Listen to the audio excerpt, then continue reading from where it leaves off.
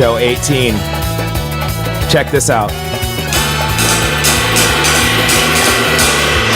You hear that, Phil? I hear it. You know what that sound is? Is that your Zildjian cymbal? Oh, yes. What is wrong with you, Zildjian? Oh, yeah. I got him. They finally freaking came. It's here. They're here. Yes. It's been a long time, but they were well worth the wait. Well worth the wait. So this beautiful 21-inch special dry ride, custom special dry ride. I've used it on 3 gigs already. It's phenomenal, dude. Yeah? What kind of gigs? Like, one was like a jazz gig, and then I used it on like a cocktail hour jazz set. It was pretty hardcore jazz stuff. And then I've used it on some dinner sets. They're good, dude. Yeah. I used it on stage at the House of Blues with my band. On all levels, they're just awesome. I'm going to get into that a little bit later. Nice. Show 18 of the Drum Brigade show. Dude, we sound tired, man. I'm tired. Why do we sound so tired? Well, I got a fresh baby. Dude, I don't know what your excuse I got no is. excuse, dude. I just been working. I don't have a baby, dude. My cats have been keeping me up all night. Just kidding. Yeah, dude, I'm tired. It's not our so it's not our normal day. We're recording this on Monday. We normally record on Tuesday. Yeah. But we got things. I got a session. You have a rehearsal or something, right? Yeah. And so we're doing this on Monday. So we're having trouble getting our guests lined up. This is a 50-50 shot of whether we're going to have a guest or not. We're trying though, people. All right. We're trying. I might have Phil on. That's cool. All right. So I'm Corey Kingston. Across from me is Funky, fantastic, very tired, but he's here producing the show, holding it down, wearing a Brixton snap cap. Funky, fantastic, Funky Phil Pardell. What's up, Phil? Yes. Oh, yeah. He's here. Dude, I'm stoked you got your cymbal. Yeah. Cymbals. Yes. There's 2 Oh, of yeah. them. I got a 19-inch too, Crash. I'm going to break it down. I'm going to break it down for you, Phil. My take on these cymbals. But the quick take is that they were well worth it, and I'm so stoked on them. This is a Drum Brigade podcast. You can listen to this show on all the platforms except for Spotify. But we're working on it. We've been so busy, man. All right, iTunes, Stitcher, SoundCloud, TuneIn, YouTube, drumbrigade.com. You can get everything on the Drum Brigade website, www.drumbrigade.com. Hit the subscribe button on our YouTube page and all our social media. Please, we need followers. We need followers. I cannot emphasize this enough. In order for this show to grow and for us to keep putting out dope episodes that you guys like and bringing on dope guests that you guys like, we need followers. We need followers. We cannot get sponsors without followers. So I'm just going to say that. Please hit the subscribe button, hit the like button, hit the I'm going to listen to this show every week button, and that will help us out. We're working on our YouTube page. Me and Phil had a phone conversation about it last week. We need to do this before NAMM show hits in like 3 months. So we're working on it. We're working on lining up a spot to do that, have our web show. We're working on our Patreon. We'll have exclusive content for our Drum Brigade members. Join the Brigade. Go to our website, hit the Join the Brigade button. We'll send you some stuff. We haven't really lately, but we need to do some kind of contest for our Drum Brigade members. Yeah. So the Drum Brigade is a community, it's a family, it's a place for drummers, drum enthusiasts, future drummers, and people who are just plain into music and culture to be among like-minded individuals. Drum Brigade is a way to support each other as fellow drummers, but also a means to push each other to excel and expand horizons in a spirit of camaraderie rather than negative competition. I hate negative competition, Phil. Me too. Drum Brigade has products, events, and educational stuff. So we have t-shirts, drumsticks, stickers. We do lessons. We have video lessons. We have videos. We host sheds. We have community events, all kinds of things. The Drum Brigade is the brotherhood of drums. Are you part of the brigade? I know I am. Phil? Yeah. You ready to get into this?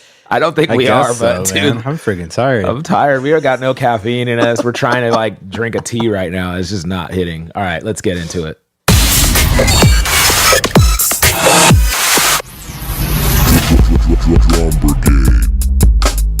All right, yeah. All right. Yeah. All right, come on, Phil. Step up your game, bro. Phil, how was your week, man? It was good, man. I'm asking you first because I have a lot to talk about for my week. So, Sure. how was your week? It was Just great. taking care of babies, changing diapers. Yeah, hanging with the fam, playing gigs. I just started the Miracosta dance class at company work again today. So I'm extra tired. I had to get up. I got up at 6:45 today. Oh my gosh. And you didn't sleep all night. You were up at what, 3 or something, changing diapers and nursing or what? I got a lot more sleep than my wife. I can't really complain. She's usually getting up and hanging out with the little guy a lot more. Wow. But no, it's a good week. Worked on my congas. Oh yeah, I saw a picture. I'm done with the finish now. They Really? look good. That is dope. Next step is put all the hardware on. I saw the bands. They looked really like clean and dope looking. Custom steel bands. Yeah. And I sealed them up. They're all shiny and nice. And now I got to make custom heads. Oh man, out of animal skin. Yeah, just a flat sheet of animal skin. I'm gonna do it.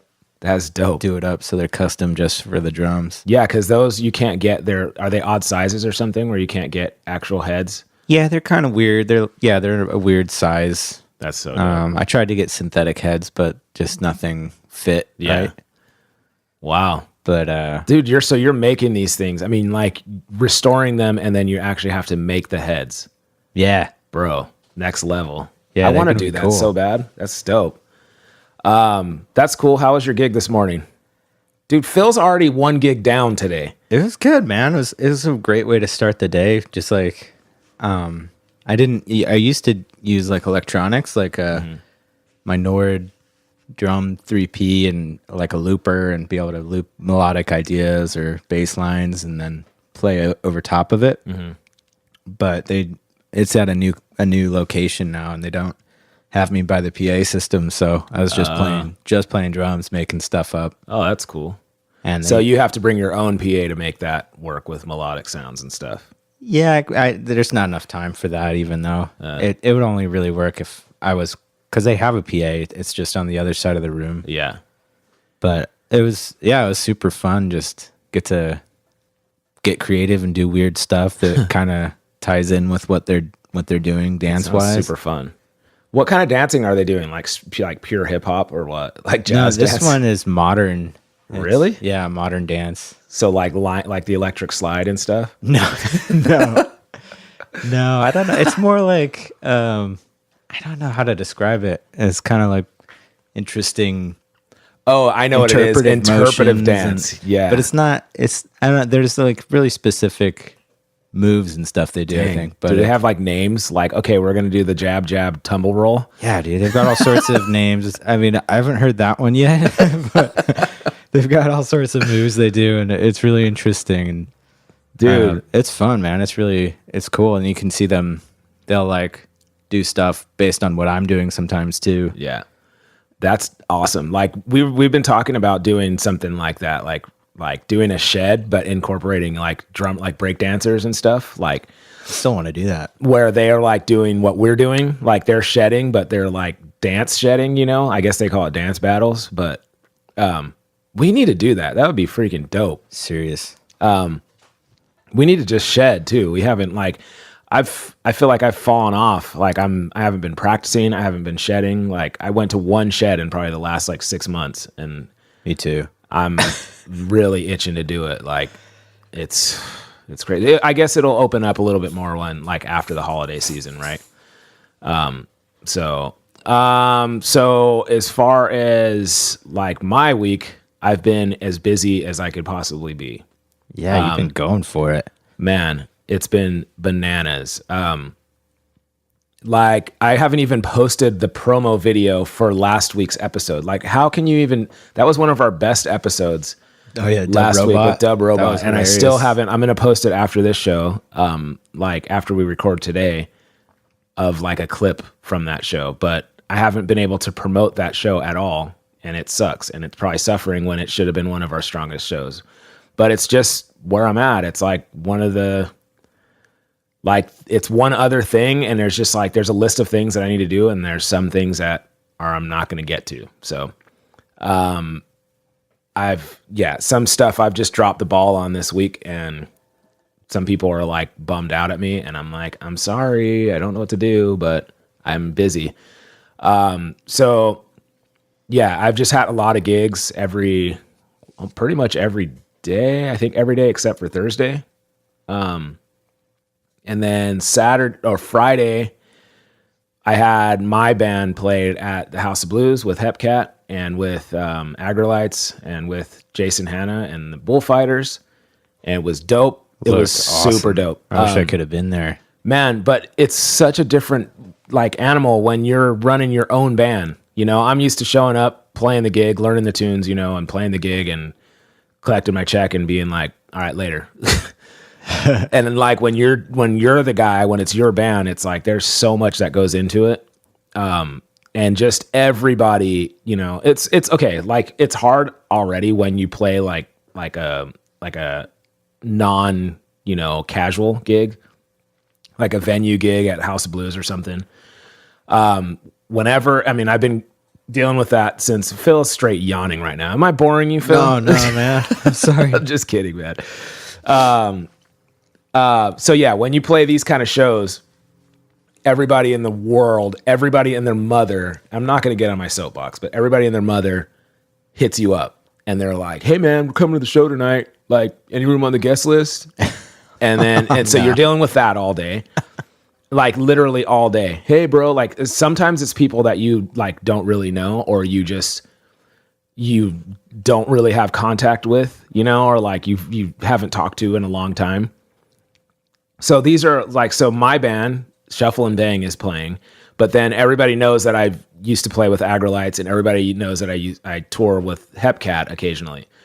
So everybody thinks I'm playing in 3 bands. Like people literally think this is my show. Like, and so people are just hitting me up, dude. Like, and then it's also this gig lands on my birthday. So like everybody is like hitting me up. Hey man, like want to buy you a drink? Like come like, and I'm like, dude, I don't celebrate birthdays. That's one of the things that maybe the 3 things that people don't know about me, but I don't celebrate holidays for my religious reasons. I'm not going to get into that on our show. You want to know? Hit me up. All right. Anyways. Yeah, I don't celebrate birthdays. So it's kind of already like, I'm not like, it's not meant to be awkward for everybody else. Like just because I don't celebrate doesn't mean you don't celebrate. Dude, I celebrated your birthday. So yeah, I try to be like cool when people are like, hey man, happy birthday. I'm like, thanks dude. Like, you know, I appreciate it. I appreciate you thinking of me. Like a lot of people kind of like say, hey man, I'm stoked you were born on this day. And I'm like, that makes me feel really good. You know, I'm not like going to be mad that like you know, it's not like that. It's just, yeah. So anyways, it was a big day that day. And then I'm in this band with my dad. And so me and my dad have kind of been like somewhat arguing about stuff like all week. Like, because my dad is like 62 years old and he like wants to do things like a 62-year-old man. So sometimes we're arguing about like the stuff that he's wearing, where I'm like, my dad is very sharp. He's very cool. Like everybody says that, everybody thinks so. But I'm like, there's some stuff that I'm like, bro, that's not the look of this band. The look of this band is like very vintage and like very gentleman. But my dad wants to wear like show stuff, like Bernie Mac suit stuff. Oh no. Like, yeah, Kings of Comedy suits, you know? Oh, that's not a match. Yeah. And so I'm like, Dad, like you can't wear that. You can't wear like, he wanted to wear like a bright blue, like fluorescent blue blazer and a matching blue fedora. Oh. And he's like, let me be me. And I'm like, I can't do that. Like, I'm like arguing with him all week. Like, dude, I can't, you just need to wear a black suit. And like, I want him to wear like this. I gave him a black suit that's like semi, like slim fitting. It's slimmer than his other suits. and like a bow tie and like a nice fedora, and so he looks classic, you know. He was fighting me the whole week, dude. Just let me be me. I'm gonna wear my blue blazer. And I'm like, Dad. He's like, I've been doing this since before you were born. I'm like, I know, Dad, but I know how this works. And you're also playing a show in my scene, you know, like. And it's just like, yeah. So he ended up rocking like what we agreed to. His compromise was that vest that you're looking at, Phil. Yeah, I'm looking at the pictures. Yeah. You can go to the Instagram and check out Shuffle and Bang. If you don't already follow him, you should follow him. Yeah. There's some funny stuff. We're going to have some funny stuff too. It's just like we're really playing up the like father and son thing, and me and my dad already have like kind of a funny banter. You do. And like so we're kind of more like brothers, or like even though he's my dad, but we argue. So I'm at this point in my life, dude, where I'm 40 years old. My dad's in his 60s. He's a senior citizen. We've reversed roles where now I'm like the dad. Like I have to tie his tie on. Like we're backstage and he's like, Corey, I don't remember how to tie a bow tie. Can you help me? Can you help me? And I'm like literally tying my dad's bow tie. I'm like, dude, I can't see, man. I'm like, Dad, like. And I'm arguing with him on what to say. Like, I'm like, Dad, you can't say that. Like, my dad loves to get on stage and state the obvious. Like, so an example would be like, how's everybody doing tonight? You know, we're Shuffle and Bang, and, you know, this is a father and son collaboration, and we're doing a little bit of Jamaican music and jazz music, and we're just so proud to be here. And then he'll go like, let me tell you a little story about this young man on the drums back here. You know, I've known him all his life.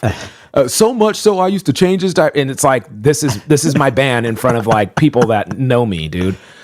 He still treats me like I'm a little kid sometimes. And so I have to constantly be like, Dad, don't say that. Don't say this. Don't say that. Just say, how's everybody doing tonight? We're Shuffle and Bang from San Diego. That's it. And he's like, just trust me. And I'm like, I can't. I do trust you with a lot of things, but I can't trust you when you go on stage. You turn into the Kim Horn that we all know and love from your band, you know, but this is Shuffle and Bang. Your pop's in this band. So, dude, the new logo looks great, by the way. Yeah. So that was done by this dude. He's an artist. His name is Duke Duel. He goes as Duke Duel. He is dope, dude. Super dope. You should see some of his artwork, dude. He does like a lot of like Star Wars stuff and a lot of band stuff. And like, he's in a lot of art shows. Like, so he's an artist, and then obviously he's a graphic designer. So he completely designed that whole logo and did all these mock-ups for me. I've known him for a long time, and I'm really stoked on how it came out. It just looks really like simple and vintage, and like, yeah, it came out dope. And then the music stands, we made from scratch. My dad and I had another father and son project. Maybe that's why we were arguing all week. We made like music. They look like vintage big band music stands. Like think of like Benny Goodman or something like that. Like in the olden days with like these vintage like Art Deco music stands. So we wanted to have something like that. So basically it's just a shield that blocks their actual music stands. So we built those out of wood and painted them and put the logos on and everything from scratch. And it was like a project, a huge project, dude. And then we had to like make a piano. So basically our piano player plays like a keyboard on stage. In the studio, he used a real like grand piano, but, and we can't just lug a piano on the stage, you know, it's just like a lot of work lugging a piano. Yeah, unless you're JB and the Movers. Yeah, unless you're JB and the Movers. Yeah, if I could find a piano that we could use, I would do it. But no, so instead of that, we just let him use his regular keyboard, but I can't stand the way that looks on stage. If you're like trying to be a vintage band or vintage looking band, you know, it's like, it's like attention to detail, you know? Like it looks like there's a spaceship on stage. Yeah, it's like all sorts of lights and... This guy has like the normal keyboard setup, you know, he's just a working keyboard player, you know, piano player. And so we built like a piano shield basically that looks like it's built out of wood and it's built like a piano. It looks like a piano. And so it came out so dope, man. We put our logo on it. So basically like at this gig on Friday, we had a 15-minute changeover. And the sound guys were fighting me on me playing my own drums. Oh no. And like, you know what, Phil? I'm sorry. Oh, dude. no. I know. What's I'm happening? sorry. I have to get on this one.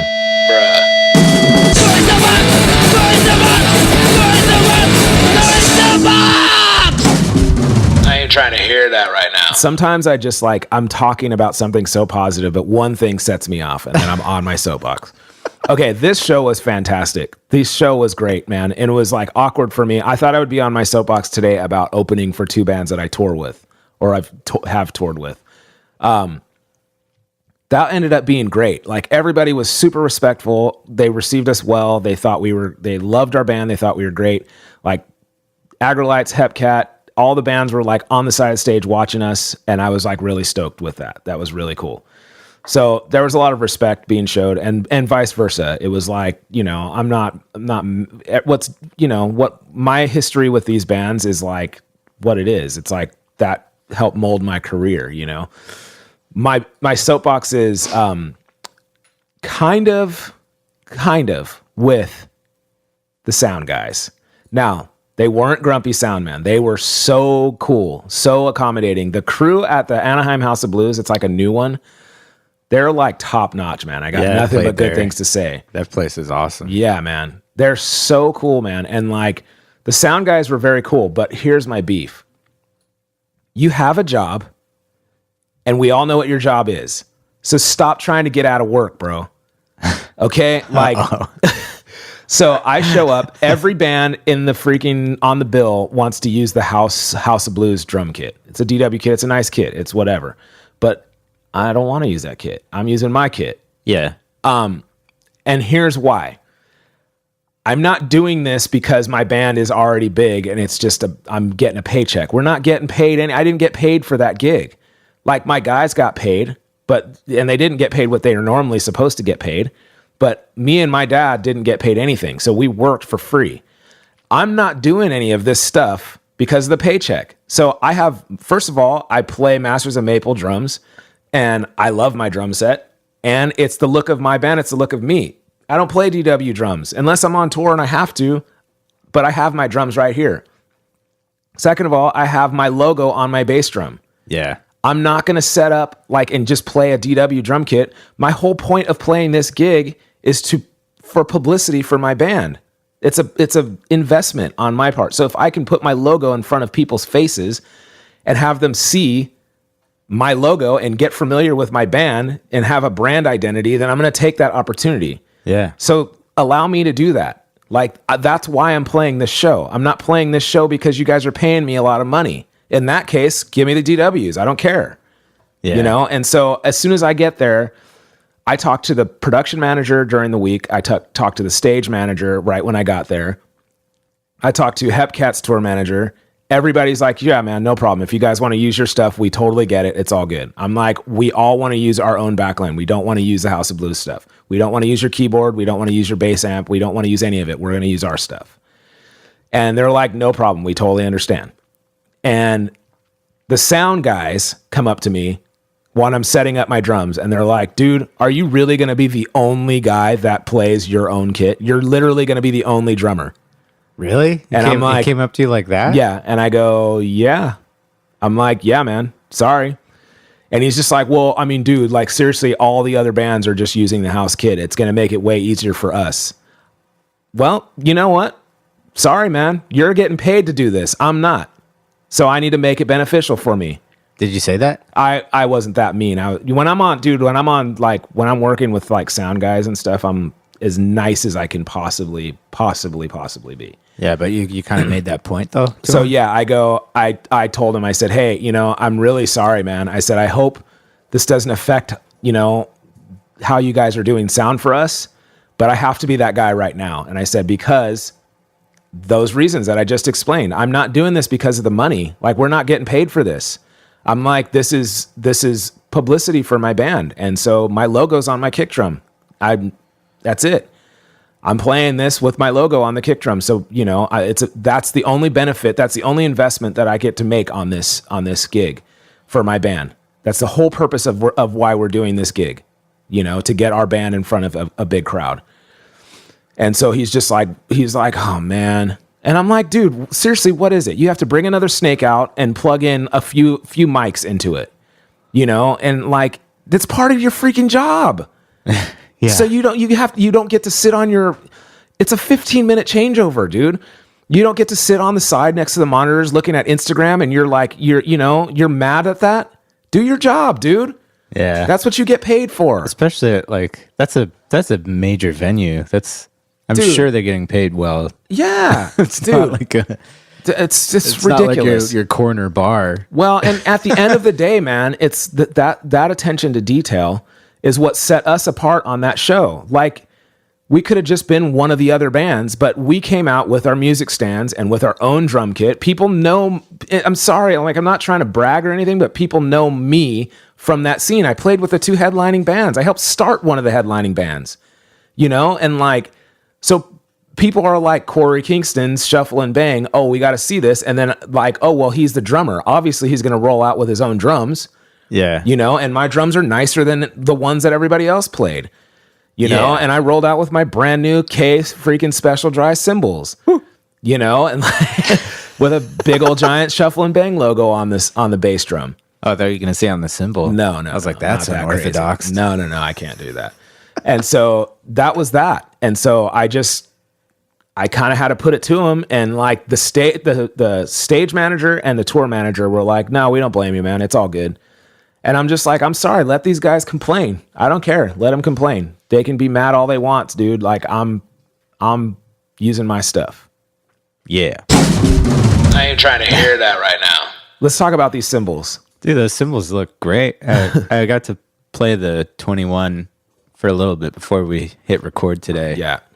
And man, that thing is sweet. I've played a few of those. I like it's like a good medium thin. Yeah. It's not like too thin, so it doesn't wash out too quick, it seems like. Yeah. But it has a nice body and undertone to it. Man, I've needed this type of cymbal for a long time. So like several years I've wanted to get like kind of a jazzier setup. So I have like a few takes. So I have like a couple of like likes and then dislikes, but mostly likes. So, dude, like traditional settings, I guess, like with my ska band vintage thing. I played a couple jazz gigs, soft, like intimate stuff. What else? Like I've used it on a couple dinner sets, like for like weddings and stuff. The ride is phenomenal, dude. It's ridiculous. The ride is my favorite out of both of them. It's weird because when I ordered them, I was mostly excited about getting the crash, but the ride is just like weird. So the ride is weird for me because when I'm just standing in my house or something, or when I tested it out, I was like, yeah, it's cool, but it's not like my favorite. But when I put it behind the drums and I'm like actually playing with it, I'm like, dude, this ride is just like, it's so nice, man. It's so like, oh my gosh, it's like crashable, and the crash sound is so like I can't talk. It's like when I played like in a jazz, like I played my jazz gig on it, I was crashing on the ride more than I was crashing on the crash. Mm-hmm. And I just love this. It's like one of those situations where only drummers kind of know. Like you love it so much, you want to just keep hitting it and keep hitting it and keep hitting it. And like, I know not everybody would feel that way, but for me, it's like the sound that I've been wanting for a long time on my ride. But that being said, trying to use it in like a pop setting, like dance stuff, like club stuff, I don't know if it's a fit for that.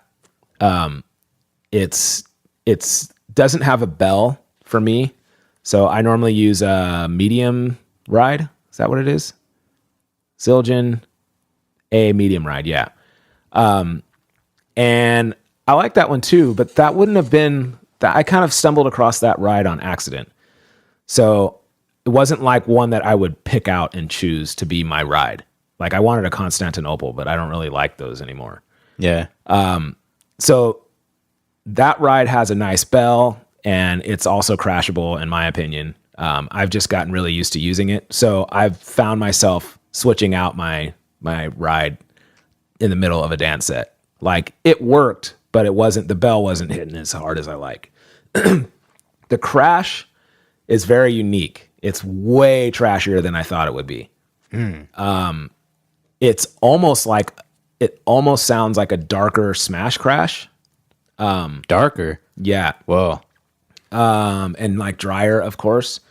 So use that one like in different settings. In jazz settings, that one I feel is cool because you could ride on it maybe. But it's when you crash on it, it's just very, very dirty and like trashy sounding. Like it sounds like almost like a borderline China. Nice. Like a very mild China. I really like it. But then when I use that in like a pop setting or like with my band in the ska setting, I loved it. It's like really quick response, but it doesn't like sustain for a long time. So it's like really great with like quick horn hits and stuff. Nice. I loved it in the in like the pop setting. It's great in the pop setting, man. It's so awesome. But again, it can't be my main cymbal. Like my main, like, you know, you have your main crash. You always have rides, but like my main crash is like a 18-inch K hybrid. That's my favorite like crash. It's very versatile. It's like, yeah, it's a great cymbal. yeah. So, and then I normally use an 17 Rezo A custom. I had to switch that one out too. Now, if I could use those two cymbals and this 19-inch dry special dry, then I would have a sweet setup. But I just don't want to set up that many cymbals at a wedding or It's a lot of cymbal stands. Yeah. So my full setup now is 17 or 18 K hybrid. My ideal like pop setup, 17 K hybrid, no, 18 K hybrid, 17 A Rezo, a custom Rezo. I would use that 19-inch special dry, and then I would also use a 19-inch Smash Crash. Nice. And then my A ride, and then I would save this ride for the jazzier stuff. Anyways, I'm very, very happy with this. Like, I was a little nervous about the crash when I played the jazz gig. I was like, this is dirtier and like darker and drier and like trashy, way trashier than I thought. But then I played it loud, and I was like, oh no, I love this thing. So nice. Stoked on it. I'm going to keep using it. I'm going to get used to it on the jazz thing. Have you tried putting like a sizzle chain on any of them? Ooh, not yet. And I haven't tried to put like a dampener on it, like, you know, like a True Tone or a Moon Gel or something. I really want to try that on that crash. Hey, are you doing the thing at Tin Roof tonight? No. Okay. I don't think so. Sorry, never mind. Not. I left my True Tones there last time. Oh, really? Those things are gone, Phil. Yeah. Dude, I was thinking about, you know, they've got those like sticky window decorations for seasons. Like they've got like Halloween ones out. Yeah. I was thinking about just getting a pack of those. You can. They work the same way. It's the same thing. You know those like sticky hand things that you like? Yeah. Those are, yeah. Slap hands? Yeah. Yeah, those are the same. That's how they got the idea. But I want to get like little jack-o'-lantern glow-in-the-dark ones to put on my... Felix will love that. I think I'm going to do it next time I see a They're the same thing. It's like $1 for 'em too. They're the same exact thing. Yeah. Dude, yeah. I also got, Phil, I'm talking a lot today, but for a guy that's tired. Okay, so I have a debacle. A debacle? a Roland SPDX debacle to talk about. Oh, no. You just got the power supply while we were recording last week, right? Yeah. What's up with it? So, okay, so the long and short of it is a friend of mine, this dude, Andrew at Olive Tree Mixing. He's like an engineer. I'm in a band with him. It's called Tigros.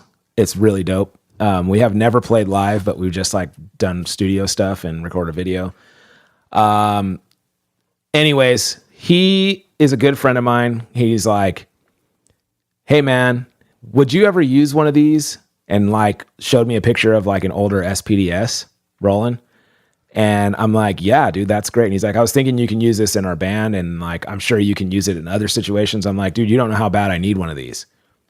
And then he's like, well, it's yours. Happy anniversary. And gave it to me. Nice. And I'm like, you're kidding me. Super, super stoked. So I was waiting to get that. Couldn't wait to dive in. Got it last week during last week's show. Oh, I had to order a power supply. I was waiting. So the SPDX was sitting there on my couch with no power, and I couldn't jump into it. So it was driving me nuts. It was like, yeah, I was chomping at the bit. Anyways, while we're recording, knock on the door, power supply. Yes. Plug it in after the show, start like, I couldn't wait. You and Eric were still here. And I was like jumping in, trying to test out stuff. Well, that thing was toast, man. It didn't work.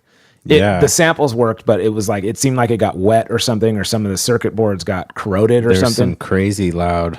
Yeah. Cause like whine. Yeah. Like all the time. It was more than a buzz. It was just like all the time. Yeah. And, I was just like, there's no way to use it. I tried to plug it in the output. It was the same buzz. It was not usable. So I like got online, started checking out like, what do you do about this? The only fix was from this guy who was like an engineer who literally took the whole thing apart, got out like a soldering iron, took apart the circuit board, and like replaced some of the like things on the circuit board with a soldering gun. And I'm like, I don't know how to do any of that. And so I just text the guy, hey man, really appreciate the gesture. This thing doesn't work. Maybe you can send it back and try to get your money back. He's like, cool. All right. Yeah. Sorry, man. He's like really annoyed. Well, this fool, and I'm talking this fool. Which fool? The one that sold it to you guys? Yeah. I call everybody fool. It's endearing. Okay. This fool decides that one sucks. So he's like, hey man, I think I'm just going to bite the bullet and get like a real one. This fool buys a brand new Roland SPDX. The black, the goth one, the big daddy. Okay. The real one. Yeah. Brand new. He's like, forget having all these glitchy problems. I'm just going to get a new one. Nice. And so I felt bad. I was like, dude, these are not cheap. I'm like, why don't you just let me pay the difference since I'm going to be using it? And so we're going to split it now. Oh, that's good. So yeah. So that's rad. So you're getting it's right there, Phil. What? It's a brand new SPDX. In that cardboard box over yonder? Yes. Dang. So I am trying to wrap this stinking show up so I can dive into that thing because I'm about to get with it today. I'm going to learn how to use an SPDX today. Dude, I want one of those too. I know. Well, you can just have it. Sweet. Phil, get an SPD1. They're dope, dude. It's $200. That one pad thing? Yeah. Well, I've got the Nord. The Nord thing. Isn't the same. The Nord sucks. Whoa. No, you can't. It comes preloaded with all the samples that you can't put your own samples on it, right? The Nord? Well, no, you can't. It's not a sample. It's a synth. See, you have the Nord 2. Huh? You should have the Nord 2. Wait. So I mean, I can make like any kind of drum synth sound, like claps or 808s. I can make them on it, and I did. Okay, And it's got six pads. It's got effects and everything. I'm starting to learn how this is now. So what you're saying is it's a synth pad. So basically it's not a sampler, like you can't play a backing track on it. No, but you can put like drum sounds, claps, all that stuff. Yeah. 808s, everything. I can even, like I can do melodic stuff too. And oh, that's better. Bass line. Like I can do all sorts of, it can even do semitones. So like between half steps. That's better. It's pretty rad. I didn't understand it, but now I started diving into it. So the SPD1 is not that. SPD1 comes preloaded with like claps and stuff. Like I got the Electro, and you can only put one like of your own synth samples or whatever. So what you got is way better, dude. Yeah, the Nord is, dude, that thing is amazing. And it's extremely responsive too. It's got really good dynamics. But you can have like electro, like snares and claps. And does it come already preloaded with that? It comes with a bunch already set up, and then it's got like a ton. It's got hundreds of open slots for you to make your own setups, and you can put different effects on each of the 6 pads at once. So you can have like one pad just like super reverbed out. Oh. And the other one's dry or so I guess delay. You can set like specific delay speeds and depth and all that. And it has different types of reverb. And I don't know what you can do with the SPDX, but I think the only difference is that you can upload like your own WAV file of like actual like backing tracks and stuff. That's how I've used it before. So when I say I know I've used SPDSs and SPDSXs on gigs, but they're like from the bands, like they're like preloaded with their stuff, and then I just have to like get familiar with what's on there and what patches for what, and then but I've never ever set one up for myself. Yeah, so that's gonna be fun. It's pretty overwhelming, man. I don't know where to even start. No, those things are awesome, though. I want one because, there's definitely been a lot of times where I wish I could have samples. Yeah, and like backing track things or have the option to do it. Man, we used it for so many cool like backing track situations where like it's stupid because some people would be like, "Oh, well, I heard that band plays to tracks," and I'm like, "Well." It's not what you think, though, moron. It's not like we're up there lip syncing, It's like we're like it's like we'd play like I'm trying to think of like like we play like Uptown Funk or something. Yeah. And we would play all the stuff, but we would play like the voice over dope, that whole thing. Yeah. We would play.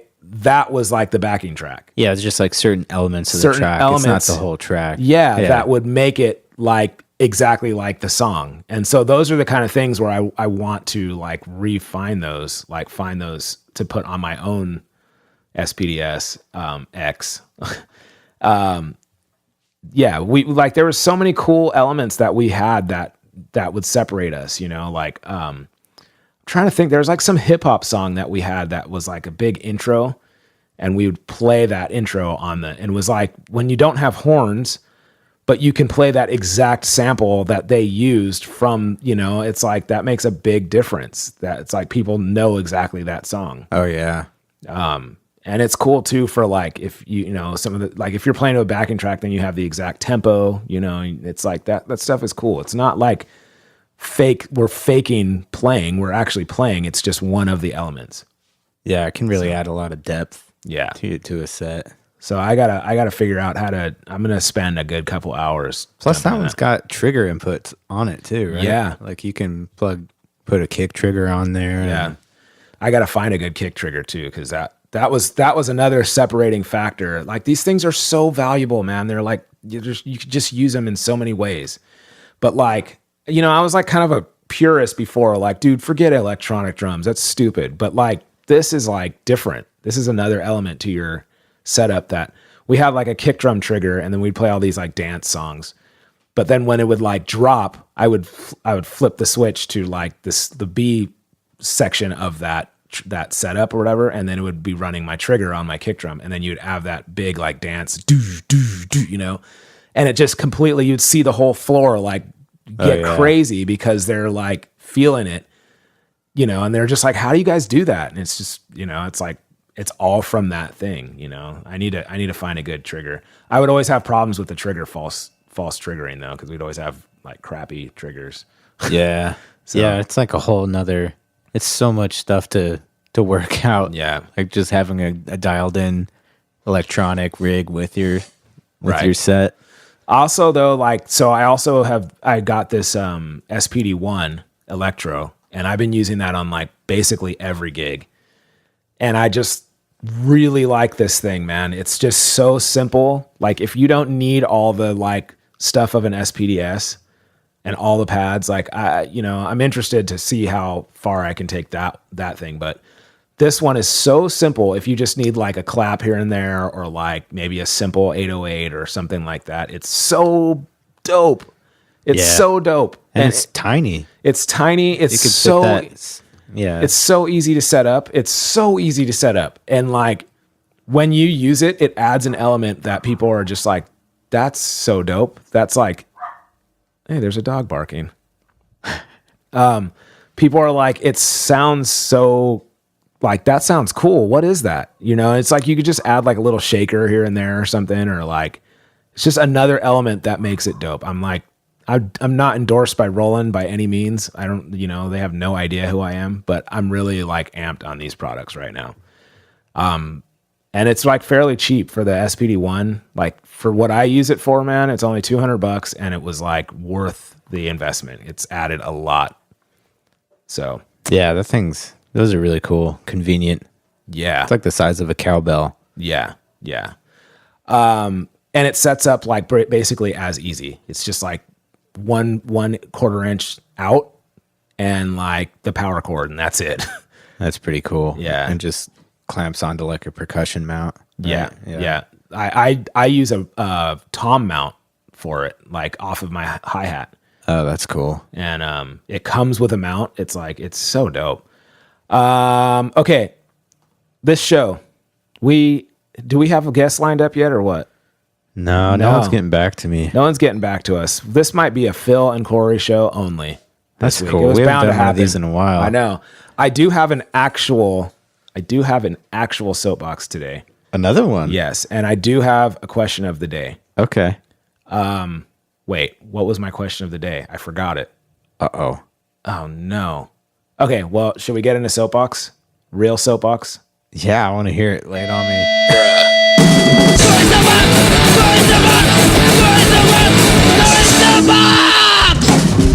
I ain't trying to hear that right now. All right, this soapbox, it's a doozy, man. Oh, no. Okay, so this is a touchy one because I have to be very discreet because I actually like this person. She's really cool. And she's very talented. Very, very, very, very talented. Like, I'm not exaggerating. She's amazing. She's a singer. Amazing singer. Strong singer. And unique. She's got style. She's got her thing. She's great. I don't know how to start this. What dude. happened? I did 2 gigs with a singer this week. The same singer. I'm not going to mention your name, so like, don't worry. And I'm not sure if she listens to this thing. She's got to know that I'm going to make her the subject of my soapbox. Oh, really? Is that bad? Because it was like we were kind of getting into it, but like, I love this girl. She's really great. She's cool, and she's a great performer, great singer. I've told her that, dude. This girl does not know how to cue the band, and my soapbox is all singers in general about their cues. Okay, now listen to me. Some singers know how to cue the band. Rebecca Jade, top notch, dude. Like, I've worked with her so much, and she is the best at cueing. She knows her keys. She knows the direction of like where to come back in. She's like a musician. That sounds so mean. I shouldn't have said that. Ooh. She's almost like a musician. No. Okay. Yeah. Okay. No. She's like one of the rhythm section is what I meant to say. Like, she knows like where we're gonna go. Like, okay, we're in the solo section. We'll come back with the B section or the bridge. Okay. Like, and then she'll cue us accordingly in enough time that we can set it up and then slide into the bridge very comfortably, and it's musical and it's great. Yeah. Dude, so many stinking singers, dude. Like, I've had this complaint about so many singers and their cues where I'm like, dude, just cue us in enough time and don't cue us in the middle of a form. And like, don't change your mind 50 times on the way to that section. It's not just this singer that I was working with. There's another singer that like I work with a lot. That is the same way. He's like timidly cueing us. And I'm like, stop being timid, dude. Just cue. Yeah. Just like, we're following you. We're backing you. Just cue us. And know your cues. Like, know the symbols. Like, know the signs. Like, tell us, hey, I can't, you can't see my hands, but like, if you're like making an arch with your hands, like you're, what did you call that? Making it like a rainbow? You're making an arch. That means go to the bridge or continue on. Like, we're going to the next section. We know what that means. Yeah. If you hold your fist up in the air, that means the song is ending. Yeah, yeah. But don't end the song and then go, no, wait, bridge. No, wait. No, it's like, so I'm playing this gig with the singer this week, dude, and like, it's like that it's like not every song, but like almost. Now, last night she was like very tired. We've all been working like all week.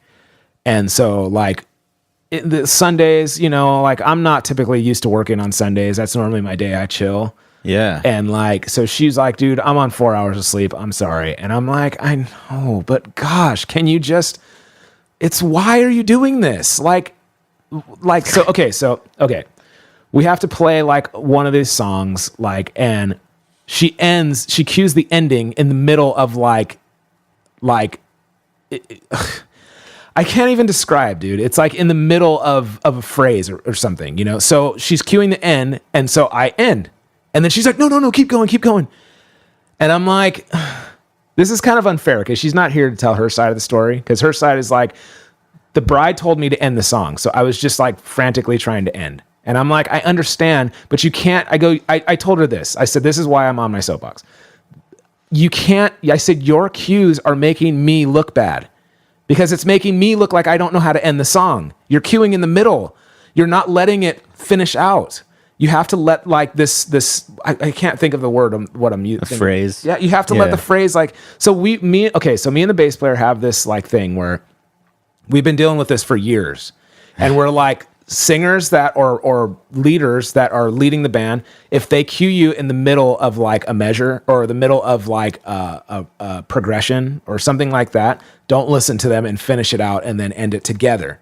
Yeah. But once you give me the cue, I'm like, bam, let's end, you know? And so at the end of the phrase, we'll finish out the phrase and then end. But like, so that was our hard rule. Me and the bass player were like, hey, from now on, anytime anybody does that, just finish the phrase and then we'll end it. And then, so now we have an understanding. Well, this person was like, it worked as an ending, right? But it was still not, in my opinion, not the right place to end. And she was just doing what the bride said. Okay. So she was right in that aspect of like, hey, she told me to cut it. So I was just trying to get you guys out. And I'm like, I know, but that's not where the song ends. The song ends like 4 measures later. You ended in the middle of a phrase. When she's like, well, that's how I've always done it. I'm like, but it makes me look bad. You don't understand. It makes me look like I don't know how to end the song, especially when we end and then you're like, no, keep going. So then I start up again. And then 5 seconds later, we're ending it again. And then you're like, no, keep going. I'm like, so I stopped. I'm like, no, you're making me look like an idiot. Oh, man. And so we're arguing back and forth on the stage where they're like, dude, you need to just like, let's just next song. And I'm like, no, I go, dude, stop cueing like that. I'm like, your cues suck. Stop. Oh, you said that? Yes. Oh. I'm like, you need to learn how to cue a band. You're freaking making me look bad. And so she's like, I'm sorry. I'm like, oh my gosh. So I'm trying to be cool. And like, it just keeps happening, dude. It just keeps happening where it's like, this cue is not, it's the same thing all night. And so I'm like, dude, you're bumming me out. I'm like, I'm trying to be cool, but like I said, you have to understand that like I just said, you're when it makes me look bad, I don't like that. Because I know how to end the song and I know how to read a cue. But when you're cueing me at the middle of a phrase or the middle of a progression, and then we end it, and then you're like changing your mind, or you're cueing the band into one section, but then you change your mind into another section when we're obviously going into a different section, that makes us all look bad because of you not knowing how to cue a band correctly. Whew. And so, so we were like arguing about that, and like, the night before, I felt bad for her because this is a mess up on the Schmucky Metals part. She had to run sound on top of MC, on top of sing, on top of like cue the band, all that stuff. She had to run sound. That's a lot to have on your mind. And it was her first time doing sound. So I was like, props to you for that. But like she said I was giving her dirty looks all night because I told her to plug in my SPD1 and like, I don't know, maybe she's not feeling that thing. I don't know, but it was like not coming through. And I was like, can you please turn it on? Just turn it up. And she was just like, it's on. And I'm hitting it. And it's just like the noise of the pad, like dunk, dunk, dunk, dunk. It's like, there's no sound coming out of it. And so we play another song and I'm like, I need it on this song. Like this song has claps in it. Like, can you please turn it up? She's like, it's on. Dunk, dunk, dunk, dunk, dunk, dunk. I'm like, it's not freaking on. And so it happened like 4 songs in a row where I'm just like, dude, will you freaking turn it on? And she's just like, So we were like fighting about that. She's like, Corey's been giving me dirty looks all night. And I'm like, listen, man, I like you. You're cool. Like you got it. She does her thing like hard, dude. She's like, she really does her thing. Like, and she's legit, man. She tours and like, she kills it. She really does. Like, especially on her thing. And so last night, the awkward quote of the night was like, we come up for the second set. I was like, obviously pretty like ticked off. And she comes up and she like gives me a hug. And she's like, look, I just don't want there to be vibes. I'm like, dude, there's no vibes. I'm like, I go, look, everybody started laughing. And I'm like, you're a great singer. Okay. I'm like, but you should just stick to doing that. And like, everybody's like, oh, and I'm like, I really didn't mean it like she as gave that hard you of a diss. hug I know. and said, I don't want bad vibes. And you said that. What? I'm sorry. And thinking about it now, I'm like, dude, I am. It's kind like of a she jerk, gave man. you a cake and you just like flipped it up into her face. But I think I hope she knows, man. I hope if she's listening, I hope you know that I was joking. Like, and I do have a lot of respect for her as a singer. Like I really do. I really have a respect for her on like her style. Man. I really have respect for her on what she does as a singer and like the work that she's accomplished. Like I really, really genuinely from my heart do. Like I really like this girl a lot. She's really good. And I've told her that. I'm like, dude, you like really kill it when you want to. Like you do your thing like hard, like harder than anybody else. And she can sing, dude. She can sing her butt off, man. But so I hope she knows like I was joking. I felt kind of like the band was like the bass player was dying laughing, dude. He was just like, I can't believe you said that. And I'm just like, dude, I know. So the question is, did it get better from there on out? The rest of the gig or worse? No, because we were, dude, this is the problem. So this is like, I feel like I'm getting into territory where I'm just like talking crap when I can't really do that. Like there's no grounds to really talk crap on this girl. Like she's great, but this was a very long gig after a very long week. So we were all, dude, I was dropping sticks. I was like, clamming stuff. Like we were all exhausted. Yeah. So it got worse, but it got worse on all of our part. It was just like, we just were getting through the gig. Should have just taken the cake, dude. I probably have to send her a text today and be like, hey, like, this is the situation. And like, I'll probably tell her that this soapbox was about her. And I hope to God she knows that this is lighthearted and my soapbox is about like normally what happens during the week on these gigs. And that's what happened. Like, so it's not, I'm not really genuinely trying to talk crap on her. That's it's just hard like, though, man. That's a lot. I mean, sounds like she had a lot on her plate that night.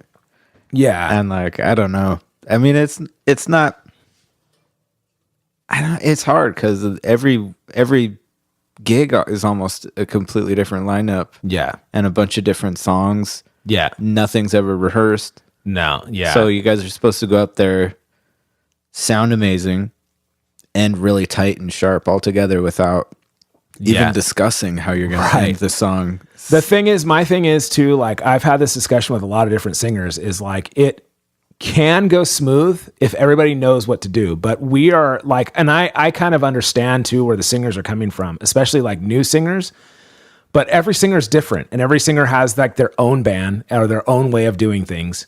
But we have like the Schmucky Metals group, like especially the rhythm section guys have a way that works with us. And we're like, it's understandable where there's some frustration or some mistakes that are made because we're expecting all the singers to conform to our way of doing it. Yeah. And I kind of feel bad, especially with me with my stupid attitude, like where I'm like, if you're not doing that, I'm kind of going to let you know. And I'm not saying I'm like a jerk, but I'm just like, hey, like just make sure you cue us in enough time so we can set it up, or just make sure whatever you're going to cue, make sure it's done with confidence. Like, let us like set it up, or just don't hesitate. 'Cause then that's when stuff starts happening, but, I think it might be a little intimidating. Like it's loud and it's like, and there's crucial moments, like we're playing the wedding party dance or something, and it could go south, but it's like, it doesn't have to. My message to all the singers is that it might be intimidating, sometimes, but at the end of the day, we are backing them up. That's why I get so upset, because I'm like, you have to let us like back you up. So do it with confidence, even though we seem like we have an attitude or it's heavy, just allow us to back you up. Do it with confidence. We'll follow you as long as you just let us follow you, but don't hesitate. Don't change your mind 30 times. If we're going to end the song, let's end the song, but don't call the ending when it's not actually the ending. You know what I mean?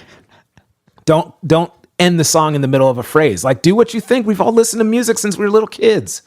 We've all been doing this a long time. So it doesn't feel right to end the song in the middle of a phrase. So why are you ending it there? Like, think about it.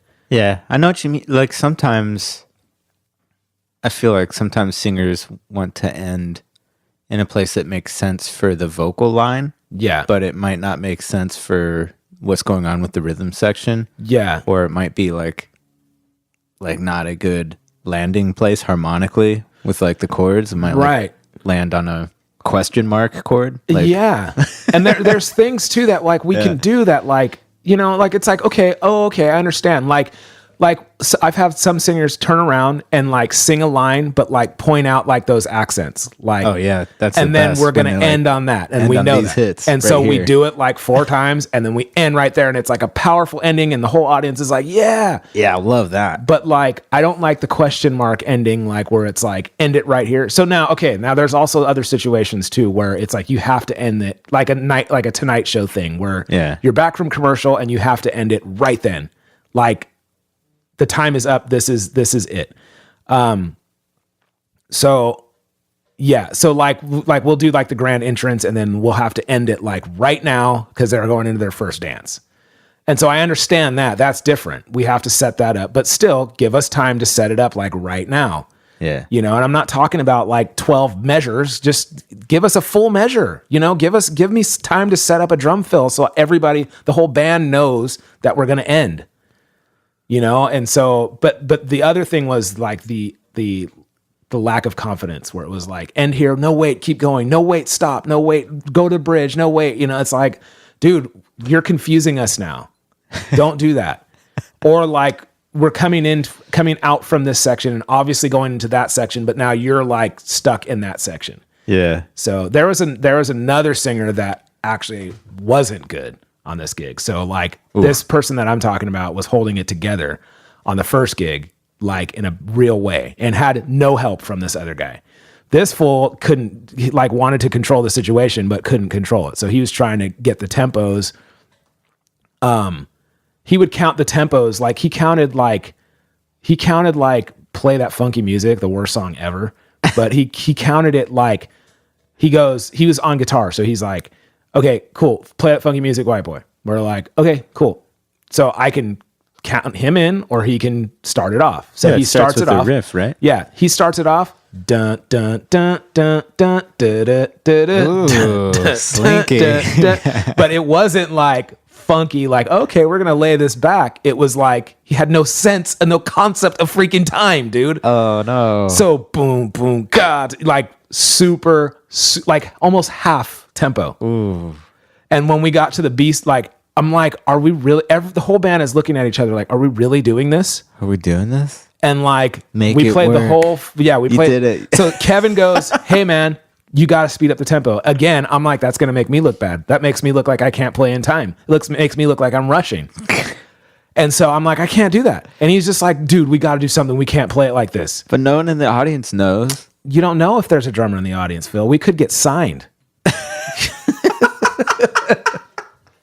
Okay, anyways. We could get signed. So we get to the B section, and there was something and something, whatever that part is, and boogie and something. Okay, right there, I'd go normal tempo, bam. Whoa. So that's what people notice when you do an abrupt maybe change. they thought we did like a cool slow intro. That's cool though. I like that. And it was like, oh, thank God. But every song he counted off, way too slow, dude. Yeah. Unbelievable. Yeah, I definitely usually do like a real gradual No, transition. I can't do that. Gradual pick up the pace or slow it down so it's not like No, I can't handle super that. noticeable. I mean, I will if I absolutely have to, but if I'm in the audience and I hear somebody do that, I'm like, this drummer's time sucks. What is he? He's rushing so bad. What is he doing? Yeah. So, Dang. yeah. So anyways, I hope, There goes my career. It's like Korea. Korea. that might have done me in. I hope we're still cool after this soapbox. This girl is like I said, dude, I got nothing but love and respect for her. She's really great. And it's lighthearted. I hope you're not mad. I don't want to run into it. I'm so timid now after that one first soapbox I ever did, like getting a super bad complaint and like, how dare you talk about us that way? When I'm like, dude, I'm not trying to be, it's just a soapbox. It's not meant to be like, it's not meant to hurt your feelings. It's just meant to me to be like angry about something I'm not actually angry about. This tempo slowing thing, I was like, dude, this fool sucks. Dang. Yeah, this fool. Gosh. All right. So, we've been talking a lot, Phil. I don't know if we still have we probably still do have our phone guest.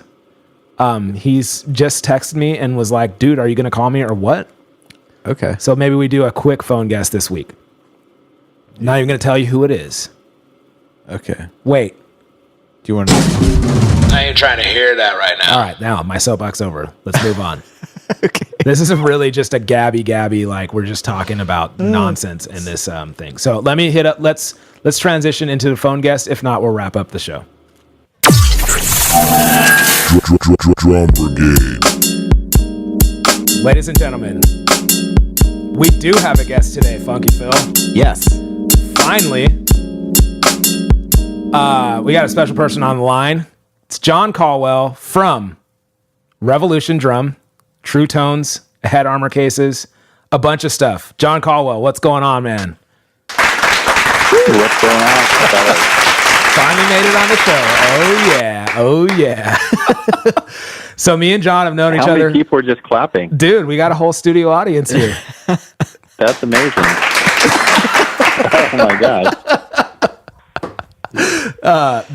It's just me and Phil. Yeah. I did actually clap. Me and John have known each other for a long time. Me and Phil use True Tones. Yeah. I need more though. I lost mine. He left him at a gig. I'm an idiot.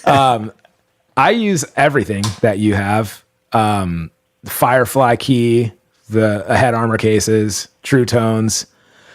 What else do you have? Like, so I have Stick Silo. Stick Silo, yeah. Drum. Yeah. Stick Silo. We had a key that it's still kind of on the shelf, the Protect drum key. Oh yeah, I actually use that too. Yeah, it's a real heavy duty drum key with like a super ergonomic rubber handle, and it had basically you know how you have like a drill bit drum key that goes into like a electric screwdriver or drill. It basically had that to where it was magnetic within the key itself. Dude, so it's all so just dope. one unit, and then you take that apart. That way you don't have to buy two separate keys. Yeah, That's right. Yeah, so that's awesome. Something that's kind of sidelined, but hopefully we'll come out with that soon. I got yeah, like a prototype of that, and I still use it. That's like my main key. And it's dope. I hope that comes out. That's like a really dope like tool for us. It's like very user friendly. How do you think of this? Oh, go ahead.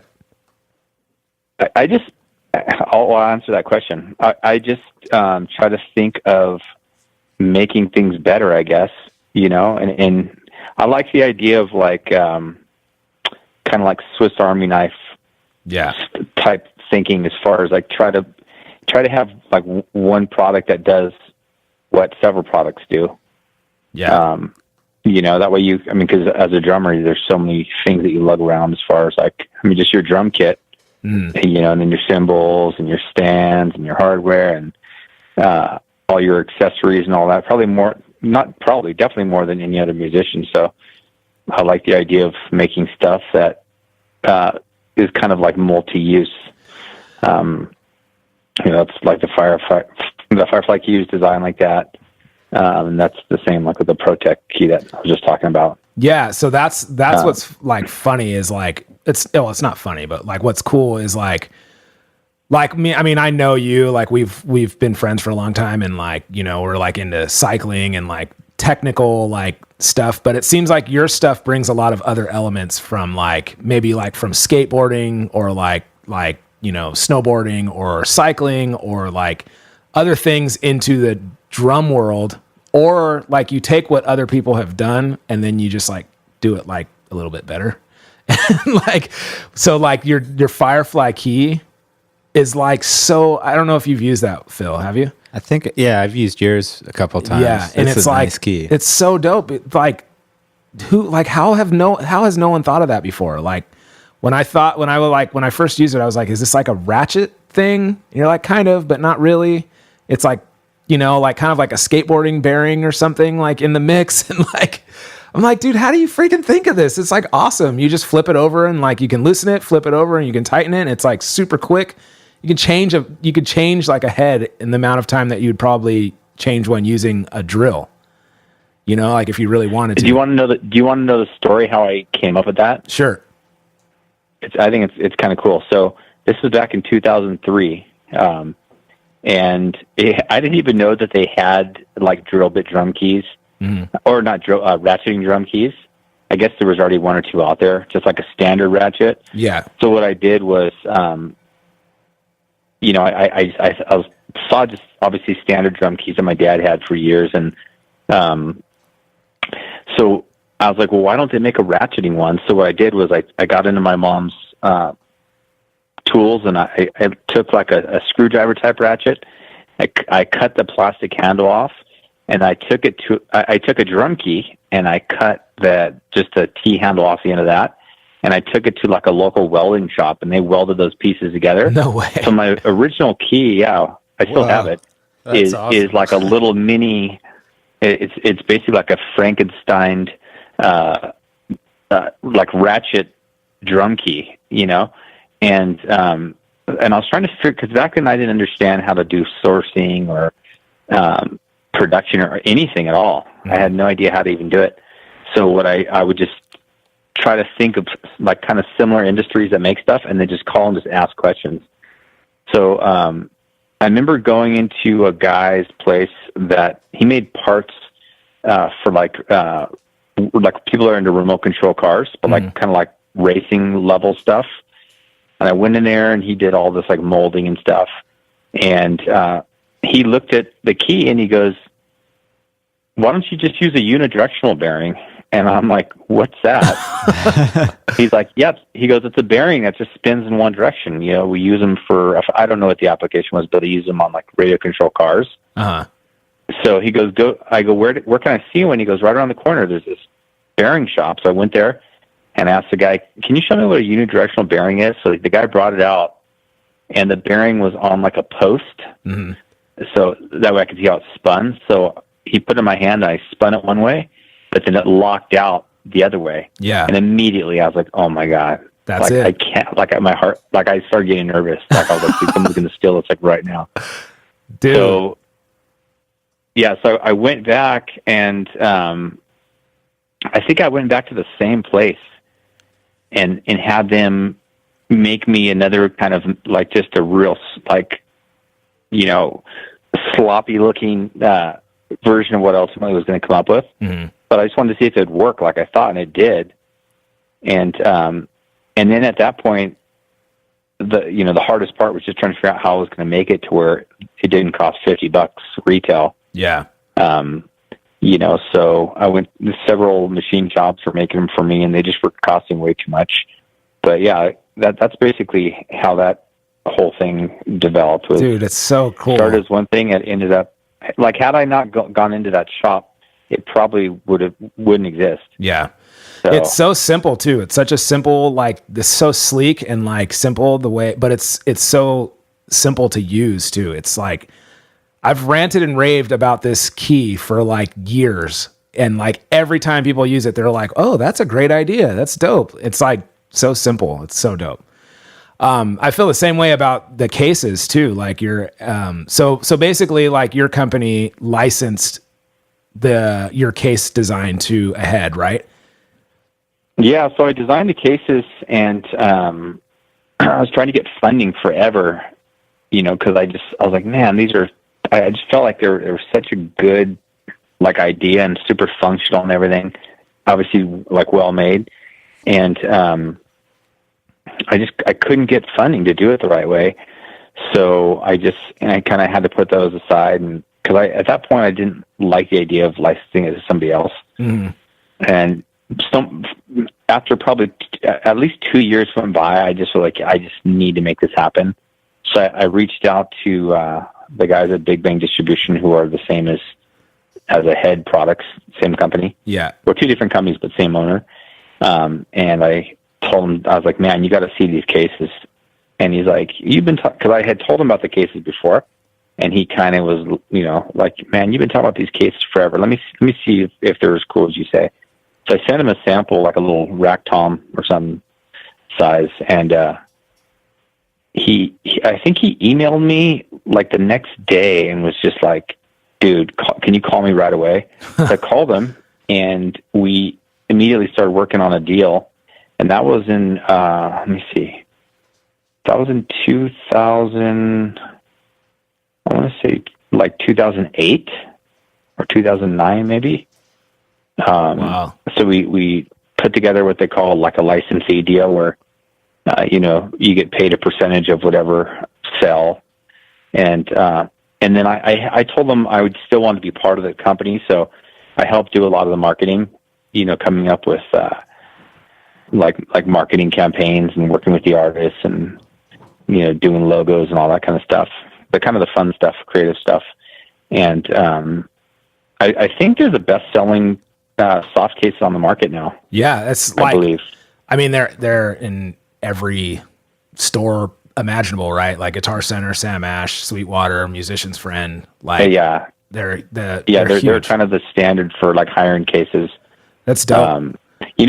They still, like, if you go to Guitar Center, they still sell like their own brand. Yeah, but they sell ours as well. Like, cause all their stuff is just kind of like cheaper materials, and they're just kind of, if a kid buys like a $300 Atomic kit, mm-hmm. he's not going to spend, $300 in cases.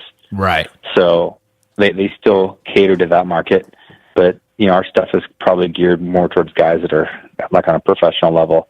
The design on those is like so cool too. Like, just like that they zip all the way down. So like basically if you guys haven't seen them, they zip all the way around like the top, but then they zip all the way down and then unfold so you can fit your drums in like really easily. So drummers know, like, if you guys are trying to fit like I have like a 14-inch kick drum, and it has all these like mounts off of it. And then I have like a cheap Guitar Center bag for it. Trying to fit that kick drum in that bag is a process. It's like, move. It's just hard. You're like trying to stretch stuff and put it over. But your bags, they unzip all the way to the floor basically, and then you just put it in and it zips right up. It's super easy. Yeah. And then there's a lot of padding and all that stuff in it as well. Yeah. So that was one thing that both the owner and myself, the owner of Big Bang and Ahead, agreed. I mean, we agreed on everything, obviously, but that was one thing from the beginning we agreed on was we don't want to cut any corners with quality. We want to make sure that, it was all top-notch stuff. And I had, by that point, I had already been working on bags for a while.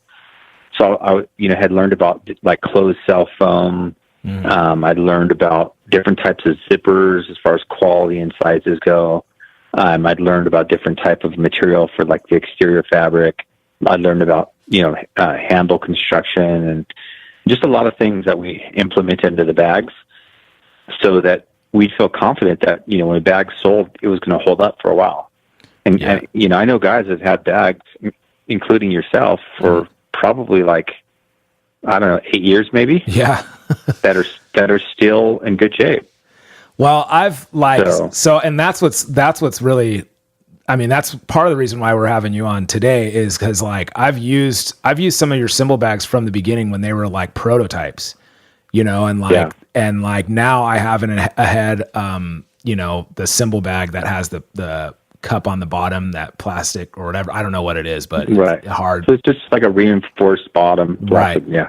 And it's got a plastic insert on the bottom. Yeah. And I'm still using that, it's like, I use that over like an SKB, like hard case or something. I mean, I travel with it. Yeah. It's been on and off planes. And I mean, I use that thing for like my cymbals, but like when I'm like on tour, most of the time I'll put like clothes in there and like I have shoes in there and like, dude, it's on and off planes. It's in and off, in and out of the bus or on the van or trailers, stages. And I've had it for 2 or 3 years, maybe more, 4 years. And it's still held up. Like it's great. Is that the one with backpack straps? Yeah. Backpack straps. Yeah. Oh yeah. That's a cymbal silo. Yeah. That's a great bag. And like I said, dude, I use that one over like any other bag. It's a great bag. Yeah. Yeah. That bag was one of my funnest things to design because I just kept trying to make it better and better and better. Like it went through probably 5 or 6 different iterations from the original design, because I'd get feedback from somebody and then I'd incorporate that. And it got to a point where I was like, okay, I got to release this bag at some point. Cause I definitely wanted backpack straps, but I want them to like tuck away. Cause I don't like things like dangling, cause you're walking through a club or whatever and your strap like pulls somebody's microphone stand down or something. So, well, that's good for travel too. Like if you check that bag in, your backpack straps have to tuck in. If they don't, they're probably, they might not check it in, Yeah. That's cool. So, and that bag, so the main issue we had is because we always try to get feedback from guys who are out there using stuff that guys had with cymbal bags was they'd always rip through on the bottom. Yeah, that's the biggest problem. 95% of the negative feedback was just create a bag that doesn't break through on the bottom. So we worked hard on that, and they have like a super reinforced bottom, and then they have like a special like double stitching type thing that actually came from like the surfboard industry. Wow. Or like surf bag industry. Because with the surfboard made out of fiberglass, that bag's got to be designed to where it can take a lot of bumps and not hurt the board. So see, that's what I'm talking about.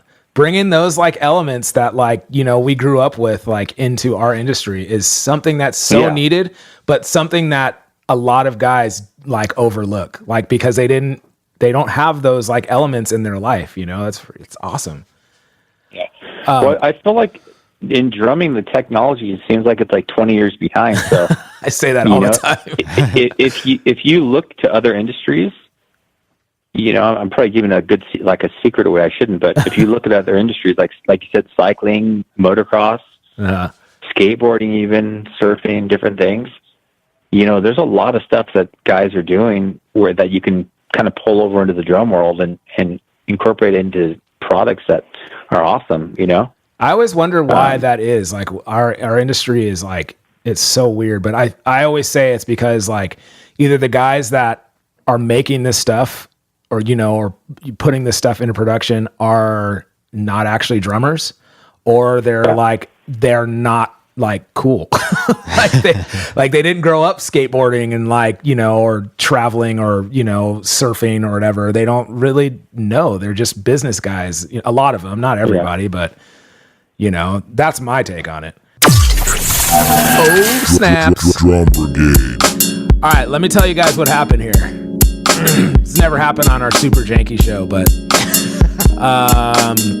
we had to cut that interview in half because of problems. Okay, so basically that interview happened 2 weeks ago. Phil had to go to the doctor. Pediatrician. Yeah. I have a because he has a little baby. Fresh babe. Yeah. So we didn't want to make it obvious. We were just going to splice those two together, like, and just finish his episode later that day. Well, that didn't happen. And then we tried to have it last week, but then Jon from what is he from? From Revolution. Jon from Revolution was a little princess and he couldn't do it because he had lunch plans or something. So we're going to continue his interview today. 2 weeks later. It's not our fault, but it kind of is. All right. So we've spliced this in half. We were talking about his bags and then we stopped it. And now it's another day. It's the second half of this interview. We're going to put them together and you're going to pretend like none of this ever happened. And you're going to love our show. Yeah. All right, good. So now that it's 2 weeks later, a lot of stuff has happened in between. Phil's son is like 2 or 3 weeks old now. 3 weeks old. Phil has burnt his arm. It's true. Like on a crack pipe. I knew it, Phil. You're such a drug addict. Life's tough in prison. Phil has been in prison, apparently, from last week's episode. Phil, have you heard that song Father Figure by George Michael? No. Dude, you've never heard this song? That's your jam? Bro, that song is so creepy and weird. I think it's about pedophilia. Yeah? Dude, you've never heard this song for real? I don't know. I have to read you some of these lyrics, bro. Oh my gosh. You're a big fan of George Michael. We all know this. Huge fan. Not true. And you wrote the song. About you? No. This song? I don't know if you guys can hear this. Hold on.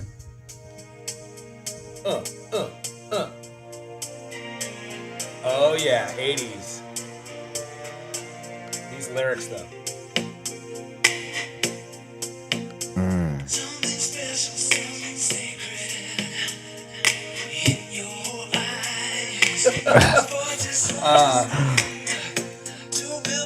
This show's really gone off the rails.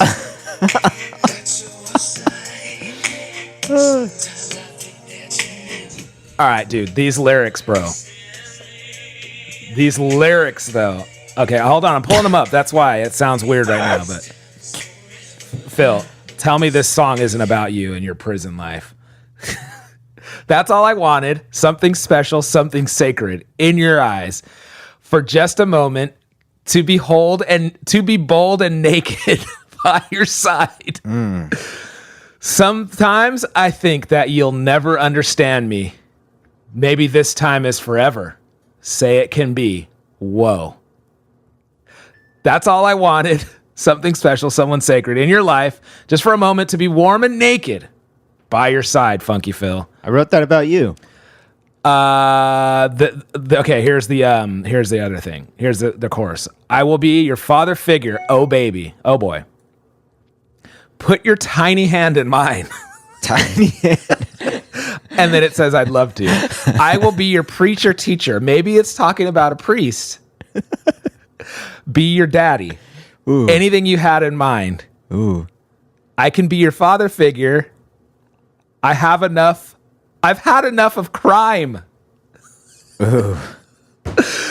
I will be the one who loves you till the end of time. Lovely. Yeah. That was, I wrote it about you. It was 100% about Corey. This song, though, that's all I wanted. Something special, something sacred in your eyes. Wait, weren't we just in to an be interview? bold and to be naked at your side. Sometimes I think, wait. This is why we actually cut the interview short. It was because Corey really wanted to read these lyrics. I like the line that's like, to be bold and naked at your side. At my side. Hold your tiny hand in mine. Yeah. People would think that your hands are bigger than mine because you're like 2 feet taller than me, but they're actually like little bitty tiny hands. It's really weird. Next time you you see Corey like give him a good high five and measure up for against your hand, and you'll be surprised. His hands are like little tiny baby doll hands. I was walking at the mall and this song was playing, and I'm like, this is the creepiest, most famous song ever, but it's so creepy. How could this be a real song? Dude, I've had enough of crime. Yeah. No. How do you get away with this, George Michael? Phil's favorite. Phil. Yeah. It's the Drum Brigade show. Sorry, we got off on a tangent. We're back. It's another week. I know we're in the middle of an interview. Phil is disgustingly licking his burn wounds from his crack pipe. Disgusting. Why? How did you burn yourself? It was boiling water. Sure it was. Yeah. From a bong. Just kidding. Boiling water, you poured it on yourself? Yeah, I was just like, feeling like in one of those moods. Really just wanted to punish myself. Dude, you burnt yourself building Congos. No? I did burn my leg building my Congos. Dude, but not from an exhaust pipe. No. Fixing a motorcycle. No. Yeah. Dude, this is so weird starting in the middle of the show. I have no direction. And with that being said, we're getting on it. Bro. You know what? No, I'm going to get on it when John gets on the phone. Whoa. This is weird. We're so rattled right now. This dude. episode is just effed. We're so rattled. Gosh. All right, let's get John on the phone. Forget this. Let's just pick up with his interview. Or we can listen to George Michael tunes again. George Michael tunes. There's something wanted, something warm and something naked. By your side. That's all you wanted. Yes. Don't stop. Some candy. Never stop. Hide your tiny hand in mine. I've had enough of crime. Oh man, I hope Schmucky Metals is listening so they can put you on lead vocals. Dude. That is the creepiest weirdo song I've ever. It cannot not be about a pedophile. It can't. I don't care how somebody on the internet was like, oh, I think it's about like husband and wife splitting up. Really? I could be your father figure? I've had enough of crime? Oof. Dude, it can only be about one thing, Phil. And you know what that is. Dang. Yeah. It's about you. It's about me and my tiny little itty bitty hands. Yeah. Oh, That's why whenever gosh. Corey claps, it just sounds like this. Yeah.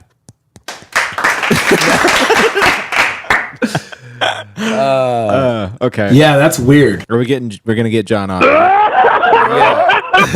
right, we're getting John back on. The interview picks up right now. Drum Brigade. All right, we are back.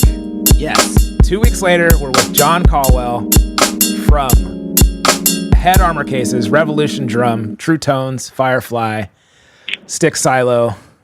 Anything else? Dude, Phil, you're doing it again right off the bat. He's eating licorice. We just had to reset this show. He's eating licorice and making faces like a fool. What is going on with you? Leave the boy alone. Let him eat licorice. Eat my licorice. I almost said let him eat licorice. All right, so John, it's been 2 weeks. How's it going? It's going pretty fantastic. Good. When we last left off with you, we were talking about your bags. Let's talk about another one of your products, True Tones. Yes. Phil and I are big fans of these True Tones. So they're like dampeners, right? How would you describe them? Technically they're called dampers. Dampers? Because dampening literally means to wet something. So oh yeah, I learned that the hard way. My your package that you have there in front of you. It probably says dampener on it, right? I think so. I don't have it in front of me, but probably yeah. Yeah. And I was like, there was this cocky side of me that was just like, dude, everyone's spelling this wrong. What are they doing? Because all the other guys had damper, like Moon Gel and a few other guys would say damper. I'm like, what the heck? They must have messed up their packaging. So I was like, my first package just said dampeners, and then I just started obsessing on it. So I looked it up, and everybody says dampener, but technically it's damper. Wow. Okay, and so it's damping. Damping. That makes more sense. So like, it's not dampening. Yeah, it's. So I need to dampen my drums. You should start damping your drums. Wow. And you should dampen Phil's mouth once in a while. Damn. That's cold. So I was just telling you that like I have the same, like one of the original, I think you gave me some for like to test out like 2 years ago, and I'm still using that same package. Right. They last a really long time. When they get like kind of dirty, you know, from your stick shavings and whatever else, just like rinse them off, some soap and water, and like they're as good as new. I've been using the same package for 2 years, and like it's pretty awesome. No, that's great. Good news. So the original idea when I designed those was I basically, like I've done with a lot of the other products, all the negative feedback that I'd hear about kind of similar products, I want to make a change and kind of do away with like the bad sides of some of these things. And the first thing I heard a lot of guys say, and I see it myself, is how some of these products leave a residue. They leave kind of an oily, greasy residue. And then also how in different weather conditions, especially warmer weather, some of them will literally melt. They melt together. This is one of the biggest things that Phil is always talking about is like you just have a clump of dampers. Yes. A clump of quote unquote dampers in your stick bag. Right.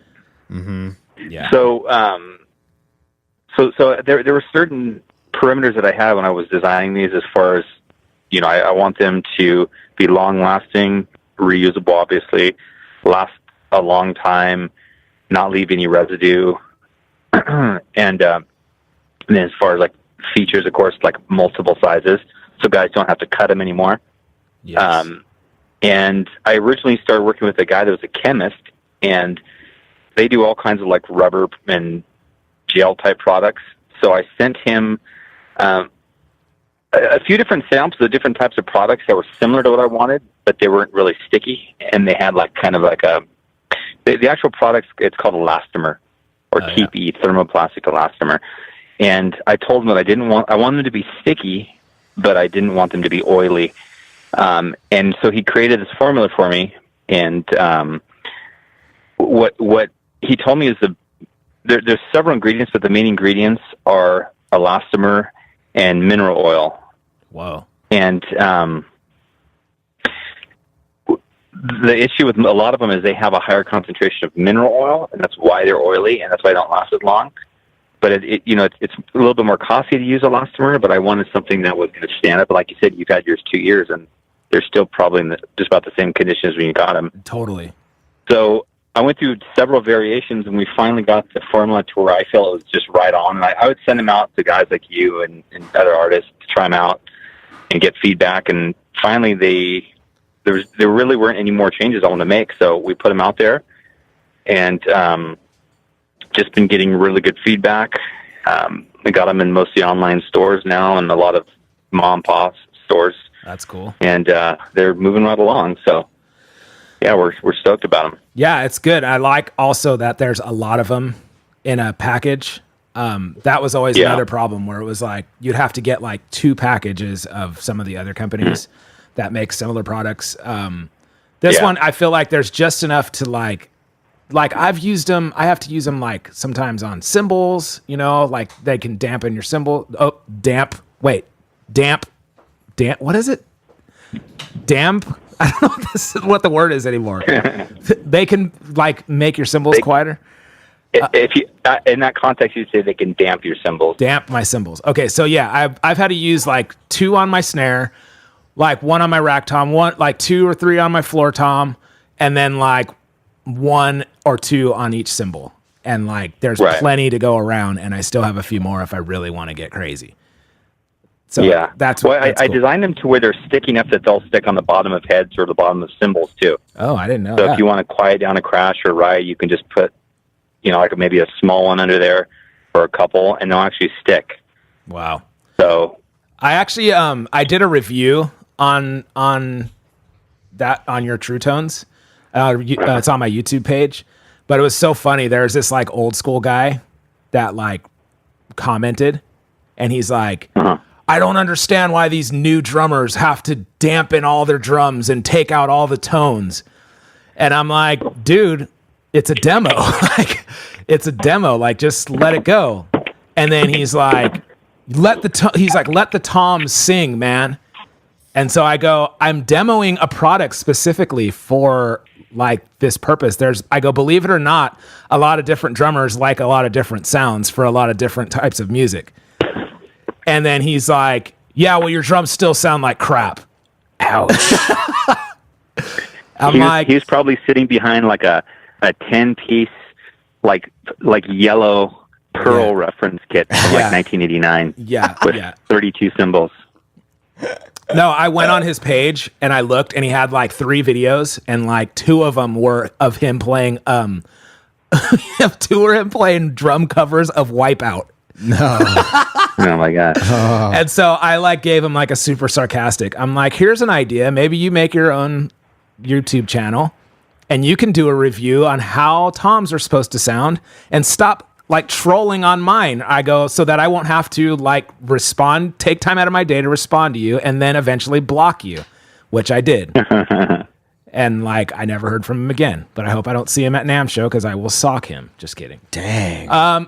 Yeah. So there is like stupid trolling haters for no reason, but, well, it's funny when we would do like Facebook or Instagram ads. There's always like a dude that just wants to like just talk crap. Mm-hmm. You know, there's always someone that just wants to create problems.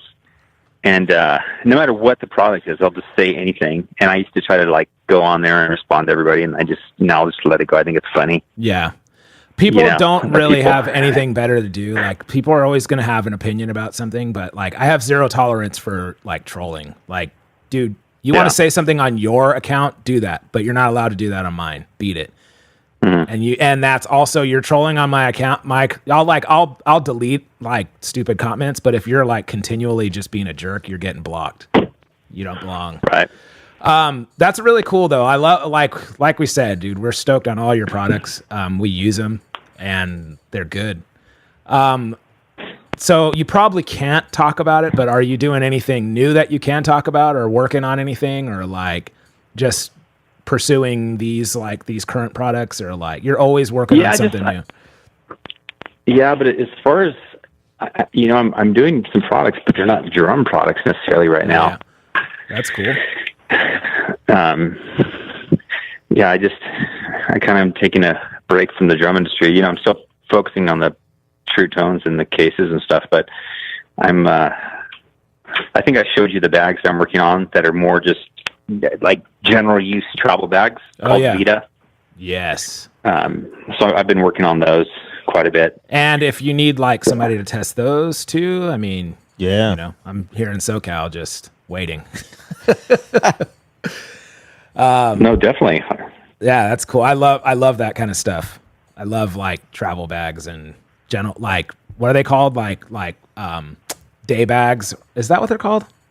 Flight bags. I don't know what they're called. Never mind. I sound like an idiot. So there's the duffels I'm doing. Some people call them like weekender bags. Weekender. That's what I was thinking of. Yeah, like a week, and it's that's just a general term for something that's you're not going to take a major trip to Europe with necessarily, but it's just perfect to throw some shoes and some few pairs of jeans, one pair of underwear,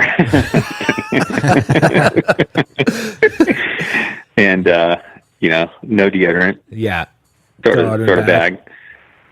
But so yeah, we do work on those and having a good time. Have you thought about making any other like drum bags, like maybe like a SPDX bag, or like me and Phil constantly talk about wanting a snare cymbal combo bag, like rolling combo bag to snare bowl, like for like a weekend drummer, like if you have to do a fly out date. Right. But I've never found anything that's like remotely usable. That's like a snare bag or a hard case or something that works together as one bag. Right. Yeah, no, that's a good idea. In fact, I have an idea for how one of those would be really cool, which we could talk about off air. Yeah. But yeah, that's a good idea, definitely. Sweet. But no, to answer your question, I'm not working on anything like that, but definitely is a good idea to consider. Well, there you go. You can have it. Just kidding. All right, you ready to get in on some not so serious questions, but like just some random rapid fire Q&A and some would you rathers? You down to get in on that with us? All right, let's do it. Oh yeah. Drum Brigade Podcast. What? Yes. All right, these questions aren't necessarily drum related. Some of them are, but they're just more of a like shooting the breeze kind of questions, random questions. You still have your C and C drums? I do, yeah. Oh man, those are nice drums. They're sweet. You're the only guy I know that has CNC drums. They're dope. Really? Yeah. I mean, yeah, I think you're the only guy I know that has those. Yeah, I've got a buddy that works there that's like a sales manager or something, so he got me a pretty good deal. But yeah, they're awesome. I almost got some of those drums like years ago. I really like that. It's like a father and son like thing and like company. And I really like their stuff. I like that they're like vintage looking and yeah. Dope. I've actually played like a couple gigs with CNCs before. They're dope. What's cool about them too is they actually make all their own shells and they all their hardware is custom. They don't order anything. I mean, maybe they order hoops. Yeah. And tension rods, like that sort of stuff. But as far as like, in fact, I'm looking at them right now. They have these really cool Art Deco type lugs because they're based, I think, in Kansas City. Yeah. And my buddy told me that what they did is there's lots of like old Art Deco architecture from like the 30s, and they designed their lugs after a particular building there. So they're really cool looking. I love Art Deco. They're really unique shape. And I based all the shells are made in house and everything. I based my band, like the imagery of my band, on like some like kind of a nod to Art Deco. I'm like really amped on that right now. But cool. Those drums sound good too. They look good, but they're like, I like the simple design and like it's not like it's like crazy, like extravagant, like no offense, but like SJC kind of like custom, like custom drum or Spawn, like custom drum flames and stuff. It's just like simple vintage. Well, they're drums that don't like jump out at you. They're, you know what I mean? Right. They're just real classy. Yeah. They're not the kind of drums that like necessarily people would feature as like drum kit of the month, right? Because they have all these like crazy design elements, but they're just, I like them because like they'll be cool 20 years from now. Right. I think us three, so clean and simple. Like I think that's like the direction that a lot of guys are going now too, like because Phil's drums are like that. I feel like my drums are like that too. Like we're just like, I didn't want a super crazy extravagant, like you remember my Spawn drums that like lit up and stuff. That was cool like 10 years ago when everybody was doing that, but like I never really liked those drums. It was just for the band I was playing with, and I was like, this is too extravagant for me. Like I want simple. I want that's me. Like it's just reflects me. I like a little vintage. I like a little modern, but a little vintage, but not like super crazy designs and stuff. Yeah. So that's dope. I mean, definitely some of the more vintage inspired stuff. Some of it can be almost too plain, I think, at times. Yeah. Where it's almost boring, some of it. But yeah, I think these drums have like a good balance of, classy with still kind of some innovative features. What are some what is like one company that you're always looking at their stuff like, dude, I really like this company.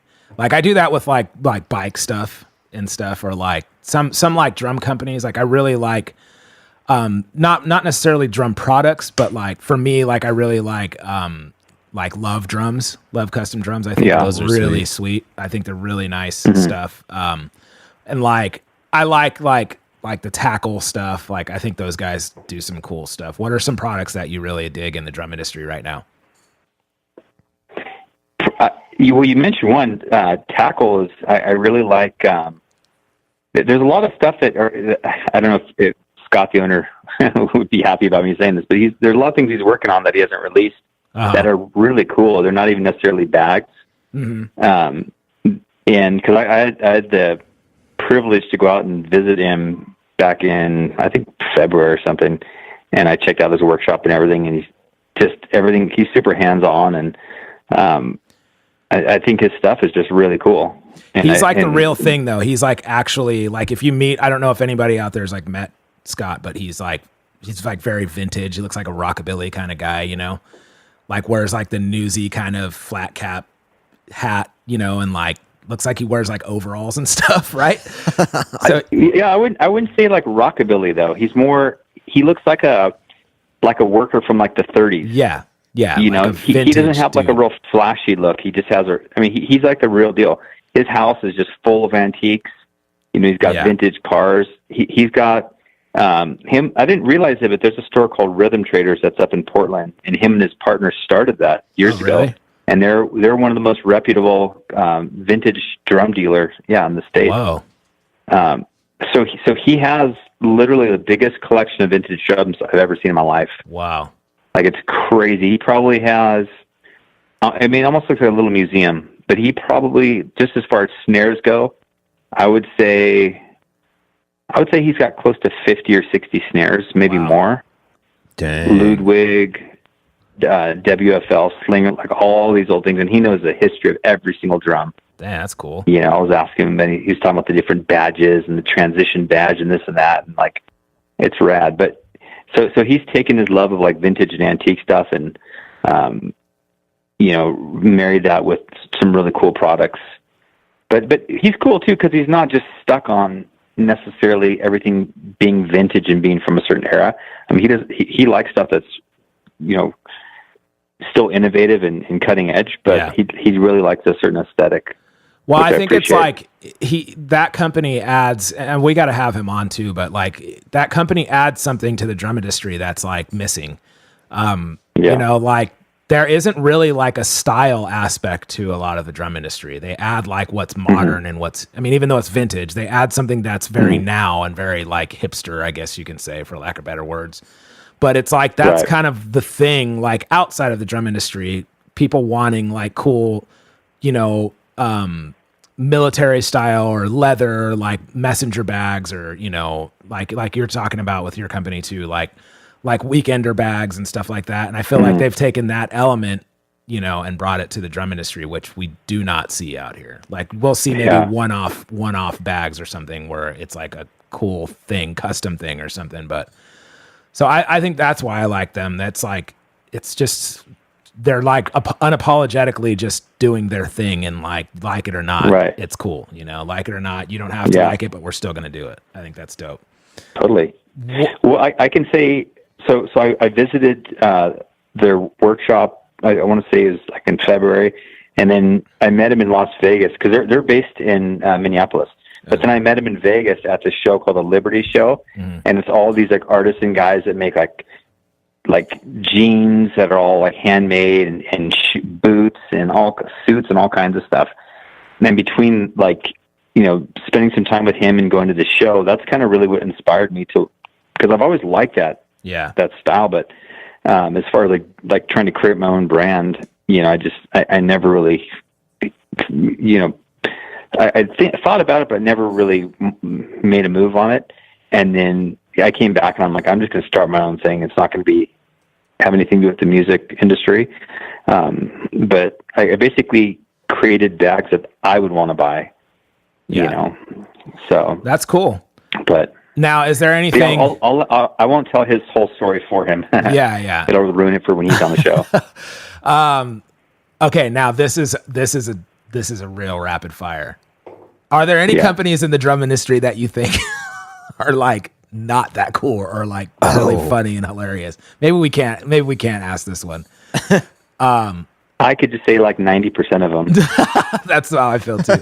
Tosh showed me this thing, and I'm not trying to get him in trouble, but some guy like wants to endorse him. I don't know who this dude is, and I'm pretty sure he doesn't listen to the show, but it's like a bearing that you put your cymbal on. So it's basically like the thing that you put your cymbal on your stand. That Cymbals.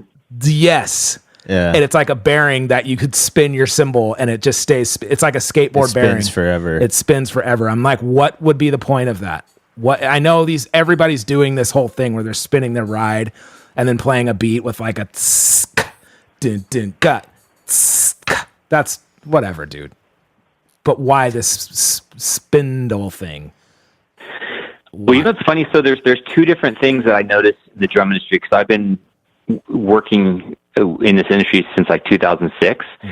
There's, especially when you go to the shows, there's new companies that have like one product that are super kitschy, like little fidgety type items, and this sounds like one of them. Yeah. So you'll see those guys usually on the far side, of the hall, and they have like all kinds of like weird little products where you always think to yourself like, who would use this? Yeah.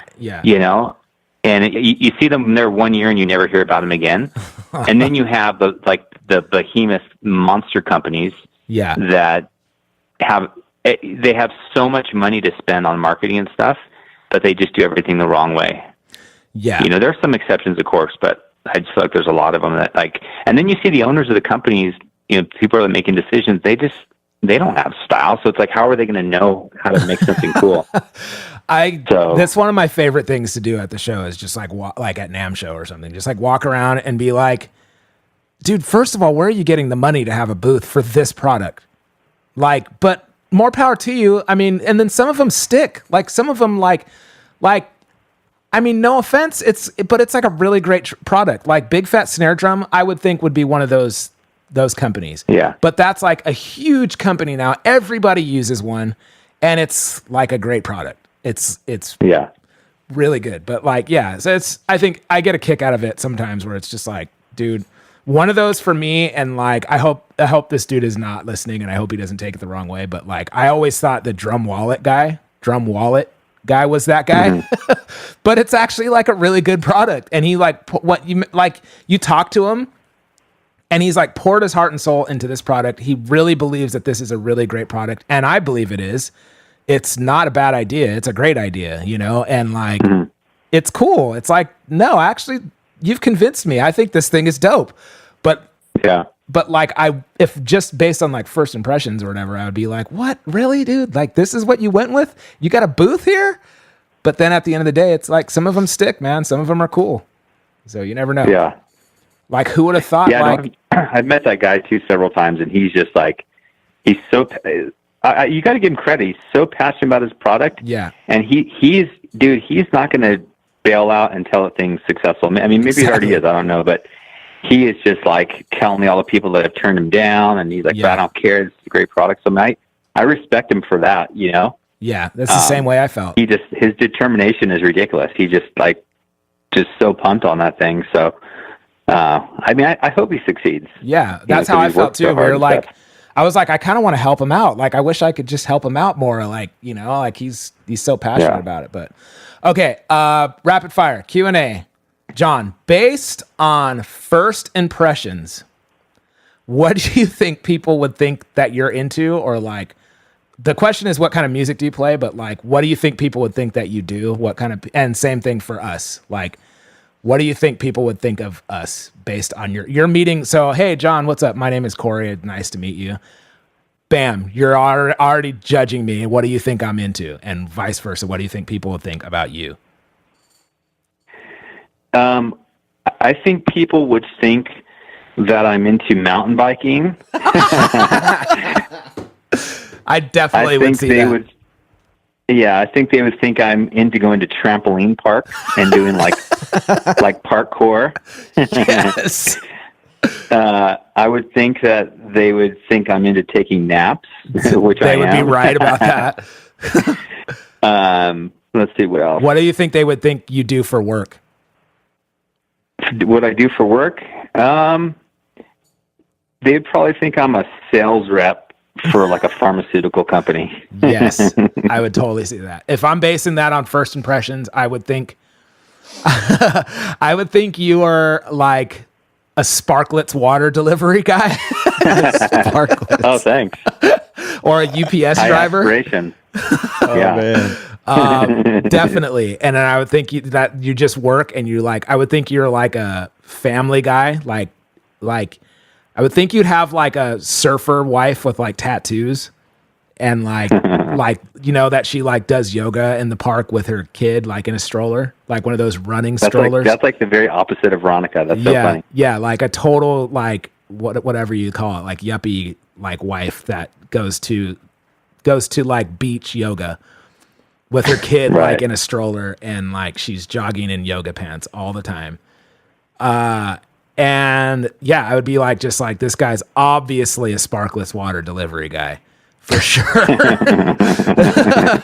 Okay. What would be your first impression of me? Oh, this got to be good. My first impression of you, I would think that as far as what you do for work. Yeah. So I would think that you have like a Vespa repair shop. But you also like kind of wanted to be cutting edge, so you cut hair there as well. So like guys can be like checking out old scooters and stuff and getting a haircut. I am into Vespas and I am into haircuts, but right. Wow. All right. What about Phil? Do you remember what Phil looks like? Uh-oh. Yeah, I would think that that Phil would be like a professional, like razor scooter guy.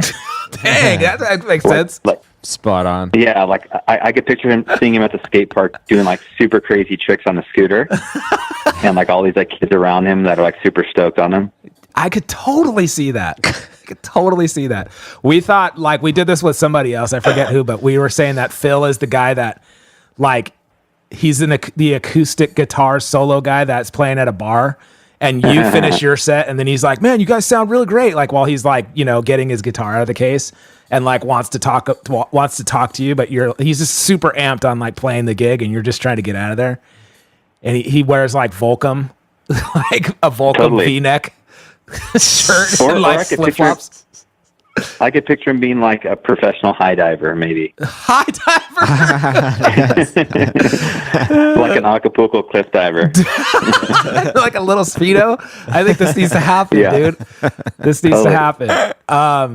Phil, man. what's your first impression of John? Do you remember what John looks like? Yeah, definitely mountain biking. Yeah, I would see that. I could see that. Yeah, mountain biking enthusiast. I think he runs a zip lining company. Oh my gosh. Why is he so outdoorsy? I don't know. He's just got that like I hang out, but it's like alpine, like hangs out where there's pine trees and stuff, where like I could see cruising around where it snows. Yeah. Yeah. That's like, basically where he's at probably now. super dope at skiing. Yeah. Skiing, though, not snowboarding. Not snowboarding, yeah, skiing. with Oakley's on, that's right? So funny. With Oakley's. He wears like Oakley blades and wears a bib. Oh, man. Yeah, that's what I'm saying. I have to drive a Subaru, right? Yes. Definitely a Subaru. Definitely drives a Subaru. Outback. Subaru Outback. Like forest green. Does he have a yoga wife in your mind, or like with like little blonde hair kids, even though he doesn't have blonde hair? I could see that. Yeah. Hot yoga. Yeah. She's a super yuppie wife. Mm-hmm. Yeah. She works at like a tanning salon or something. Yes, or she's an esthetician. All right, Phil, give us another rapid fire. Okay, another question. Let's see. Oh, some of these are not so rapid, Corey. I know. We got to come up with more questions. Okay, this one should be rapid. What's the best movie ever? Oh man, still Magnolias, right, John? The best movie ever. It's funny because I'm actually embarrassed to say it because I think it's everybody's favorite movie, but it really has been my favorite movie. Little since the Women. first time I saw it. It's called The Toxic Avenger. No, I'm just kidding. No. Shawshank Redemption. Really? Dang. I love it. I don't think I've seen it. I love it. Shawshank I love it. Redemption. Every time I watch it, it just literally, I feel like I'm going to cry at the end. It's Really? the best movie. And hell, dude, I absolutely love it. Is it about Indians? Indians? You don't know what's it about? It's about a cowboy or something? What's it about? No. You've never seen that movie, Corey? I think I've been at your house one time when you were watching Dances with Wolves and you were like glued. You were so into Dances with Wolves, dude. I love Dances with Wolves. Oh, man. Why? That's a terrible movie. I don't think so. It's so dumb. I think it's a great movie. So slow and like just so. So your favorite movie is Shawshank Redemption. Nice. Yeah, I have to say. Okay. And there's some close seconds, even though you didn't ask that. Yeah, you can do a have 3. to- You can do a top 3. That's what everybody does. I like really intense movies that just create some sort of emotion, whether it makes me laugh or whatever. But I definitely am more like into dramas. Mm-hmm. I like really like raw, gritty acting. So there's a movie called 21 Grams with Sean Penn. Dang, and it sounds like it'd be a drug movie, but it's not at all. I saw that one. It's just this crazy story. And the acting is just like the best acting you'll ever see. Wow. So that's like number 2. These are so intense. And then number 3 is probably Titanic. Damn, I did not see love that Titanic. Dude. Titanic. I would have never guessed. I would have never guessed. You know what? Oh, no, throw Titanic out. I got to put Forrest Gump there. Oh, that's a good movie. I'd say Forrest Gump. Yeah, Titanic is up there, but Forrest Gump would be number 3. Seats taken. Seats taken. I'm still sticking with Cloverfield. Yo, that's on Netflix now. Really? Yeah, they just put it up. I love that movie. True story. I thought. Have you ever I've never seen that seen movie? that. Oh my gosh, it's not a drama. It's like, even though it's an alien movie, I love it so much because it's like what would probably really happen if aliens came over and took over New Blair York. Witch Project meets Yeah, sci-fi. it's like they're filming it themselves. That's the best movie ever. I just love it. It's like so realistic to me. And then also that girl is in it that I really like. That's why you really like it. She's the girl that has all the attitude and she gets eaten. RuPaul. Exactly. I think I've changed though. My other one, my other one has to be Napoleon Dynamite.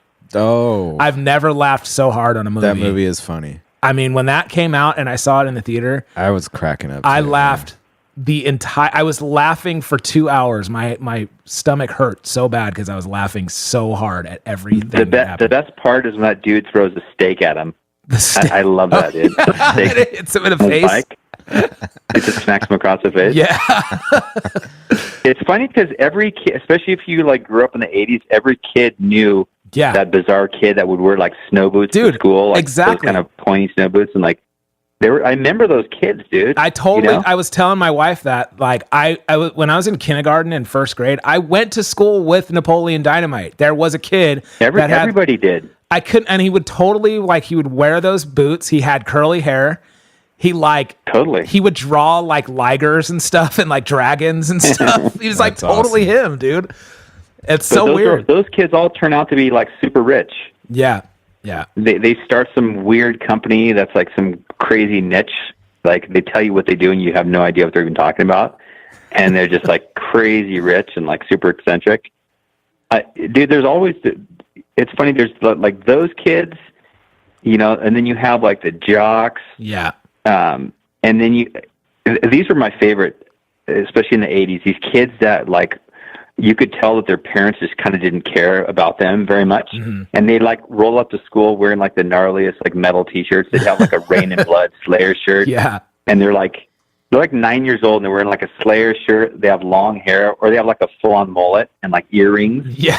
They're the bullies. Kids are already, right. They're already smoking and Totally. they're in 4th grade. And they know way too much about adult stuff. And you start talking to them, dude. I went to school with a kid that was that kid with in 3rd grade. His name was Roger, and his dad just let him do everything. He was such a bad kid, but he was nice. He wasn't a bully or anything, but he was that kid, everything. And what's funny is I've gone to a couple kids' houses that were like that. And you walk in, and it smells like the cheapest hotel room, the smells worst pee. cigarette smoke. And there's an ashtray every 3 feet in the house, yep. And the mom's all smokers laugh, "Hey, Billy, get over here!" And the mom's dropping f-bombs, yelling at him. Totally.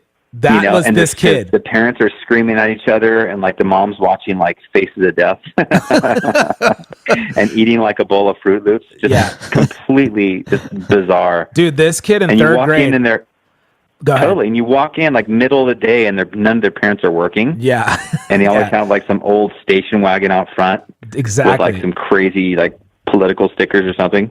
The drinking Dude, like a Coors Light or a Bud Light in a coolie or a koozie. Mm-hmm. Totally, dude. That this kid would always bring like his dad's like dirty magazines to school, and he'd be like, "My dad doesn't care," and he just like bring it's like third grade, dude, and like he'd like bring them on the bus and be like, "My dad lets me bring them. That doesn't matter. I don't care." Like it's just like this is like what kind of kid these kids are. Well, that's what I'm saying. Like these kids like knew a lot about like adult stuff when we did, like way before anybody else. Yeah. Yeah. They were like mini adults. They were like adults, like 9 going on like 21. Dude, this is like you're describing Phil's newborn baby. He's just he smokes already. That's perfect. He hides a knife in his diaper. Like, hey mom, is there a way can you spike your boob milk somehow? Can you drink some vodka? So yeah, he's super addicted to caffeine. It's crazy, dude. Oh my God. He drinks like 3 Red Bulls a day. Not even coffee, dude. Like Red Bull. Oh, he drinks like Monster and wears like a flat bill. he rides his 10-speed with his handlebars up like to the liquor store with like a pocket full of change. And gets like a big Arizona iced tea and a pack of Newports. Dude, I saw him. He wears a chain wallet too. Dude, that is awesome. Phil, what's your favorite best movie ever? You said Avatar last week. You can't say that this week. RoboCop. Duh. Really? The original one, not the stupid remake though. Oh man, I mean, that one was fun, but RoboCop straight up. Wow, RoboCop is awesome. True Lies is also a good time. Don't you like Predator or something too? I love Predator. What the Definitely, dude. You've never even seen Predator. You guys are all like sci-fi weirdos. Yeah, I like sci-fi. I'm not that big on sci-fi. No, I have a very specific sci-fi thing. It has to be like end of the world, like Aliens or something like that, and I'm in 100%. But if it's dumb, like I don't know. Well, no, I guess that's not, because I like really liked iRobot and like stuff like that. I like apocalyptic end of the world movies are what I like. Dude, I can't get into that stuff. Like everybody's into those kind of movies, but I just like movies that are based on reality, but like gnarly reality. But then I don't like sci-fi. Are real. I don't like sci-fi like I don't like sci-fi that has to do with like superheroes. I'm like, whatever. And like definitely don't like Star Wars. That is not my thing. Why? That's dumb. Space Wizards? No. Why? That's stupid. Space Wizards. I know people are diehard into Star Wars. That's just not for me, man. I'm easy. I like all sorts of movies. I think of movies as like food. I like rom-coms like too. Sometimes I'm in the mood for different types of movies. I guess. Sometimes I want junk food movies. I would say the majority of the time I watch like this, like the girliest movies ever. Rom-coms, like, yeah, like As Good as It Gets. I mentioned that one last time. That's a good movie, man. You know what's funny is I don't really watch girly movies, but I watch girly TV shows. Oh yeah, I'm all in on TLC right now.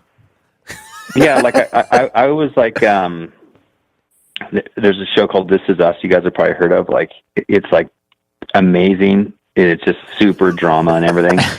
Nope. And then I was like totally into Downton Abbey. Oh, like Veronica would have like all the girl.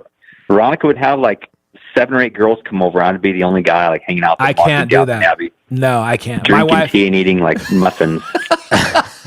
My wife has tried to get me on Downton Abbey, and I'm like, I can't handle this. This is not me. I get into girl shows like right now. I'm binge watching 90 Day Fiance. Phil, what is that? It's a TLC show. Damn. I don't even know what any of these shows are. Well, I've heard of Downtown Abbey. It's not Downtown Abbey. That's the black version, dude. Downtown Abbey. It's the urban one, dude. Downtown The black Abbey. version's Downtown Abbey. Downtown Abbey. Downtown Abbey. Oh, man. It's Downton Abbey. Downton Abbey. Downtown Abbey. Downton. So there's no W. It's just down and then T-O-N. Downton Abbey.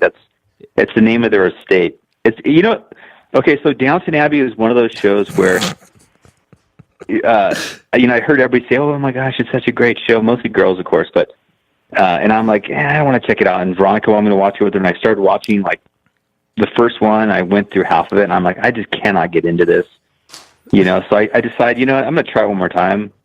Because when I watched it the first time, I was super tired, and they have such strong British accents. Yeah, that's why I can't. That you have to work. It's like you have to work to understand them. Yeah, they're like speaking the same language, but they're not. And you're just like, what is that guy? And the whole time, I'm like, what did he say? What did she say?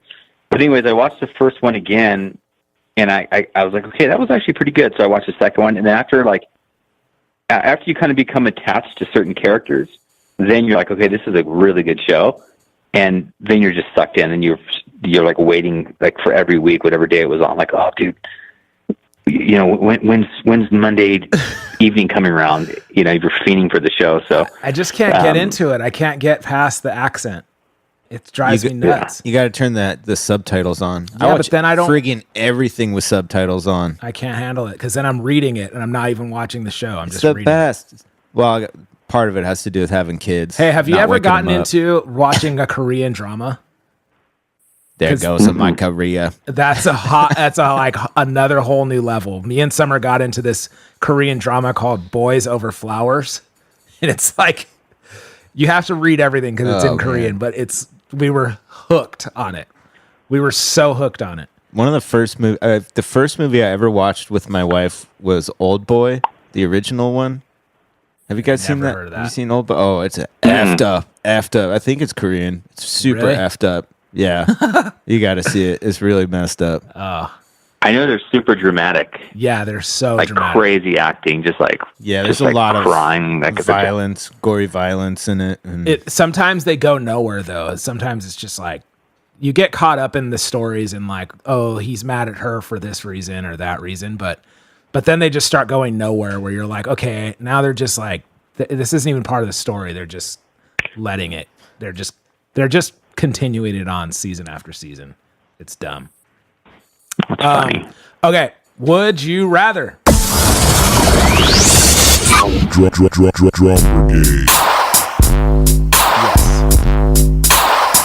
It's another rapid fire kind of thing. Would you rather?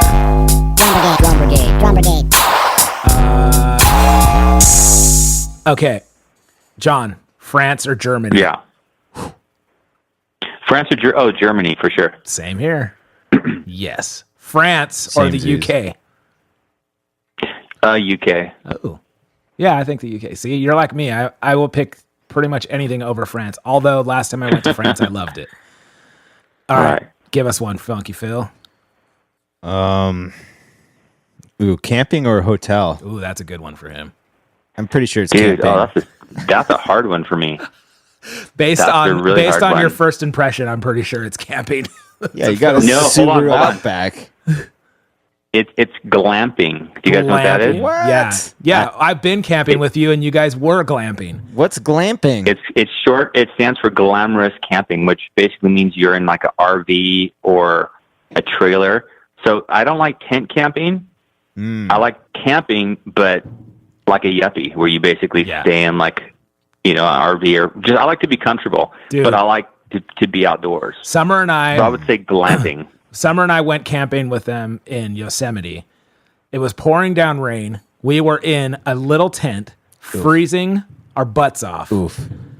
And this fool didn't even allow us to step foot in his camper. We couldn't even come in and say hi. Damn. He's such a liar. A glamper. They were just in there with hot cocoa and like soup. And they're just they had like a fireplace in there too, probably. Yeah, it was like a mansion on wheels. Let me tell you how it really went down, Funky Phil, because you know Corey's a liar, right? Oh yeah, I know.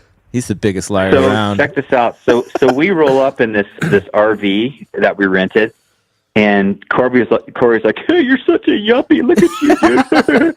He's like taking like 5 hours to set up his tent, and he's like, "This is all you need is a tent, dude. You're not a real camper." And I'm like, "All right, just wait." Because I knew it was going to rain. Like I can predict the weather.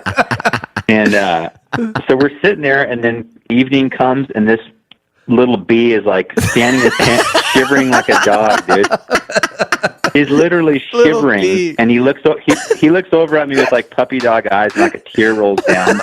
And I go, come on in, guys. Come on in. We got room for two.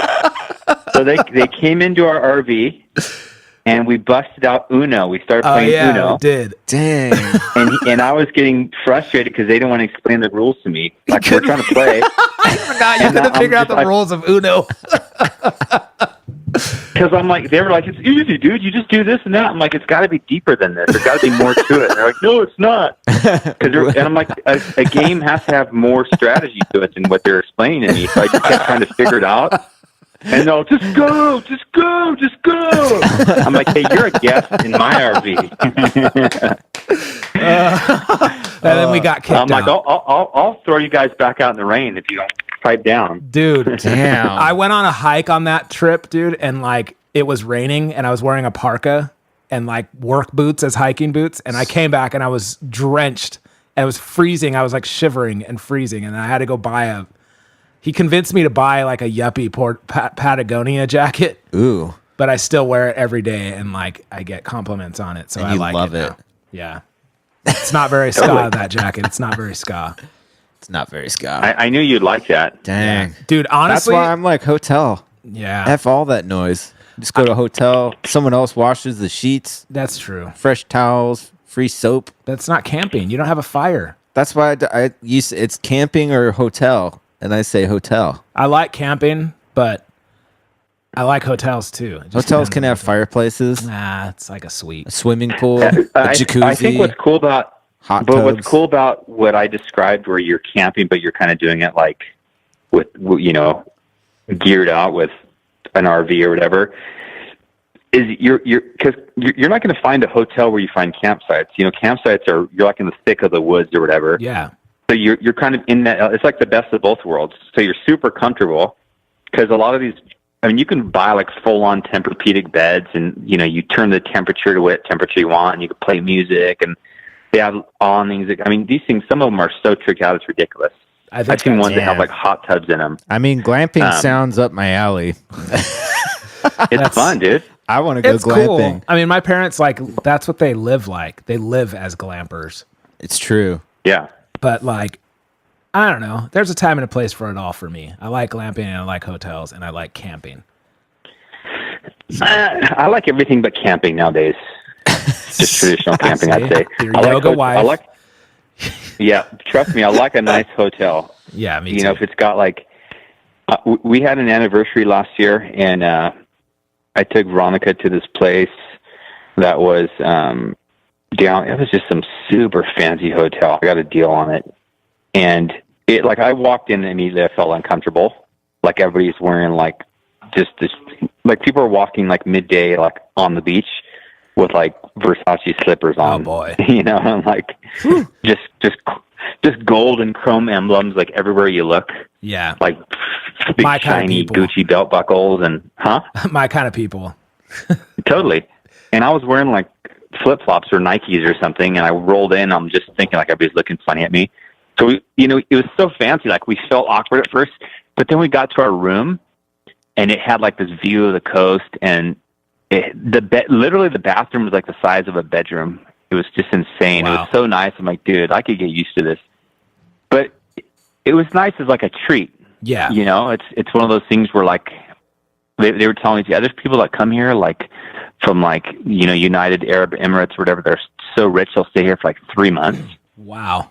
And I was just thinking, it wouldn't be the same. Like the novelty would wear off at that point. It wouldn't be like just going there for a few days and just spoiling yourself. Yeah, But so yeah, hotels can be really nice too. see, that's the thing. Like we went to Hawaii. I wouldn't want to camp in Hawaii.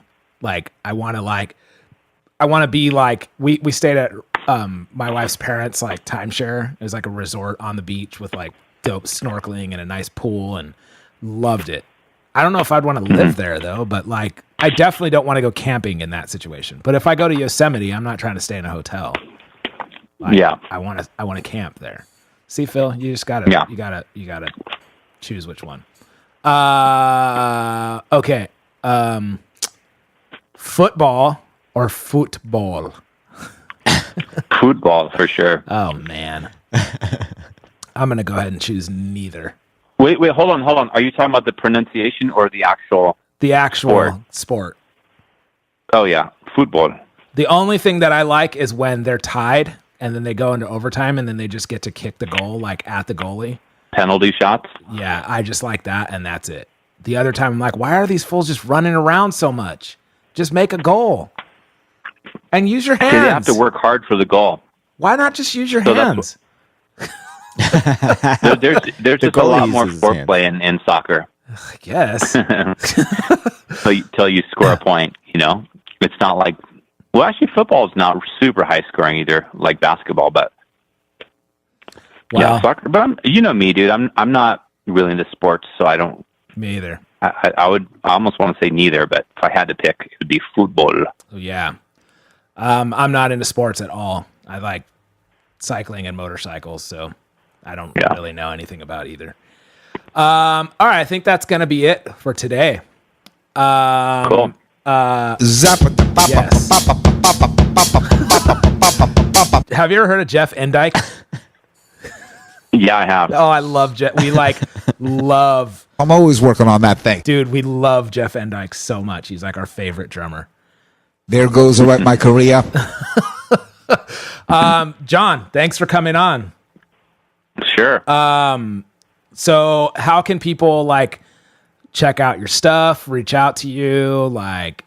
Obviously they can pick up a lot of your products in Guitar Center, Sam Ash, Sweetwater, Musician's Friend, all that stuff. But directly, what are your handles and websites and all that stuff?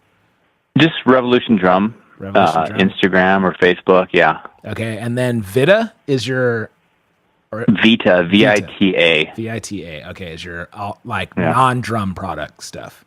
Vita Bag Co., yeah. Sweet. All right, Jon Colwell, Ahead Armor Cases, True Tones, Firefly Drum Key, what else? Stick Silo, Vita bags, all kinds of stuff. Revolution Drum. Thanks for coming on. No problem. Anytime.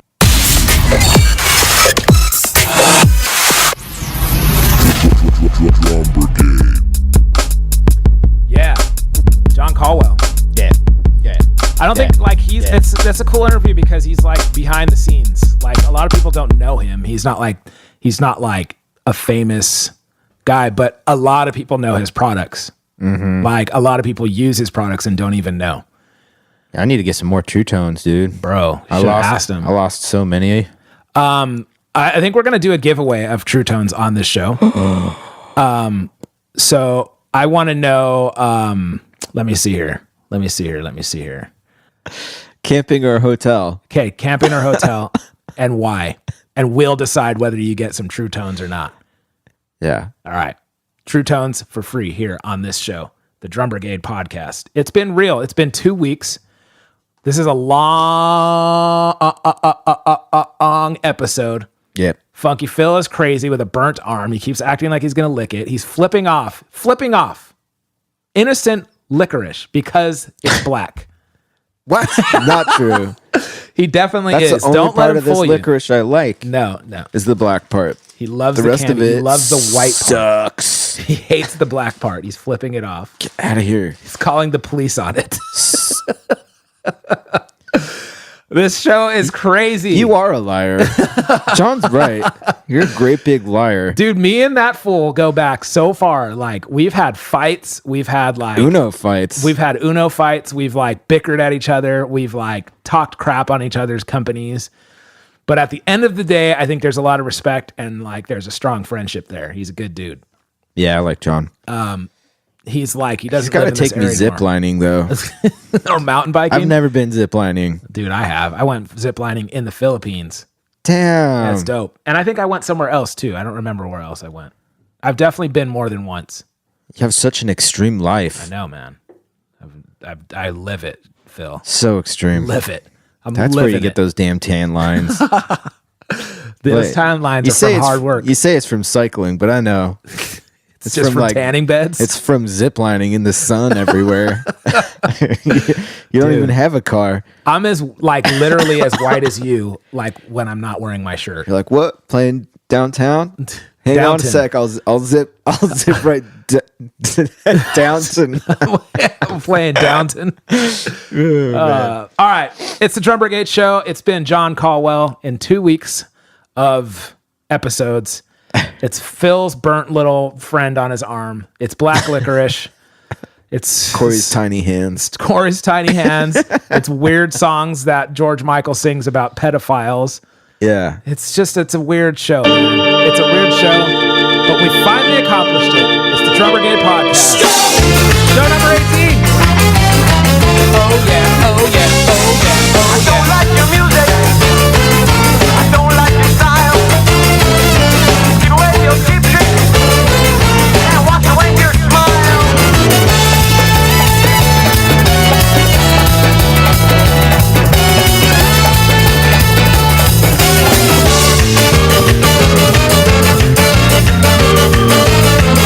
When you extend your dress codes, your politics, your life, and when I read your lips, your own is hard to find. It's always the same old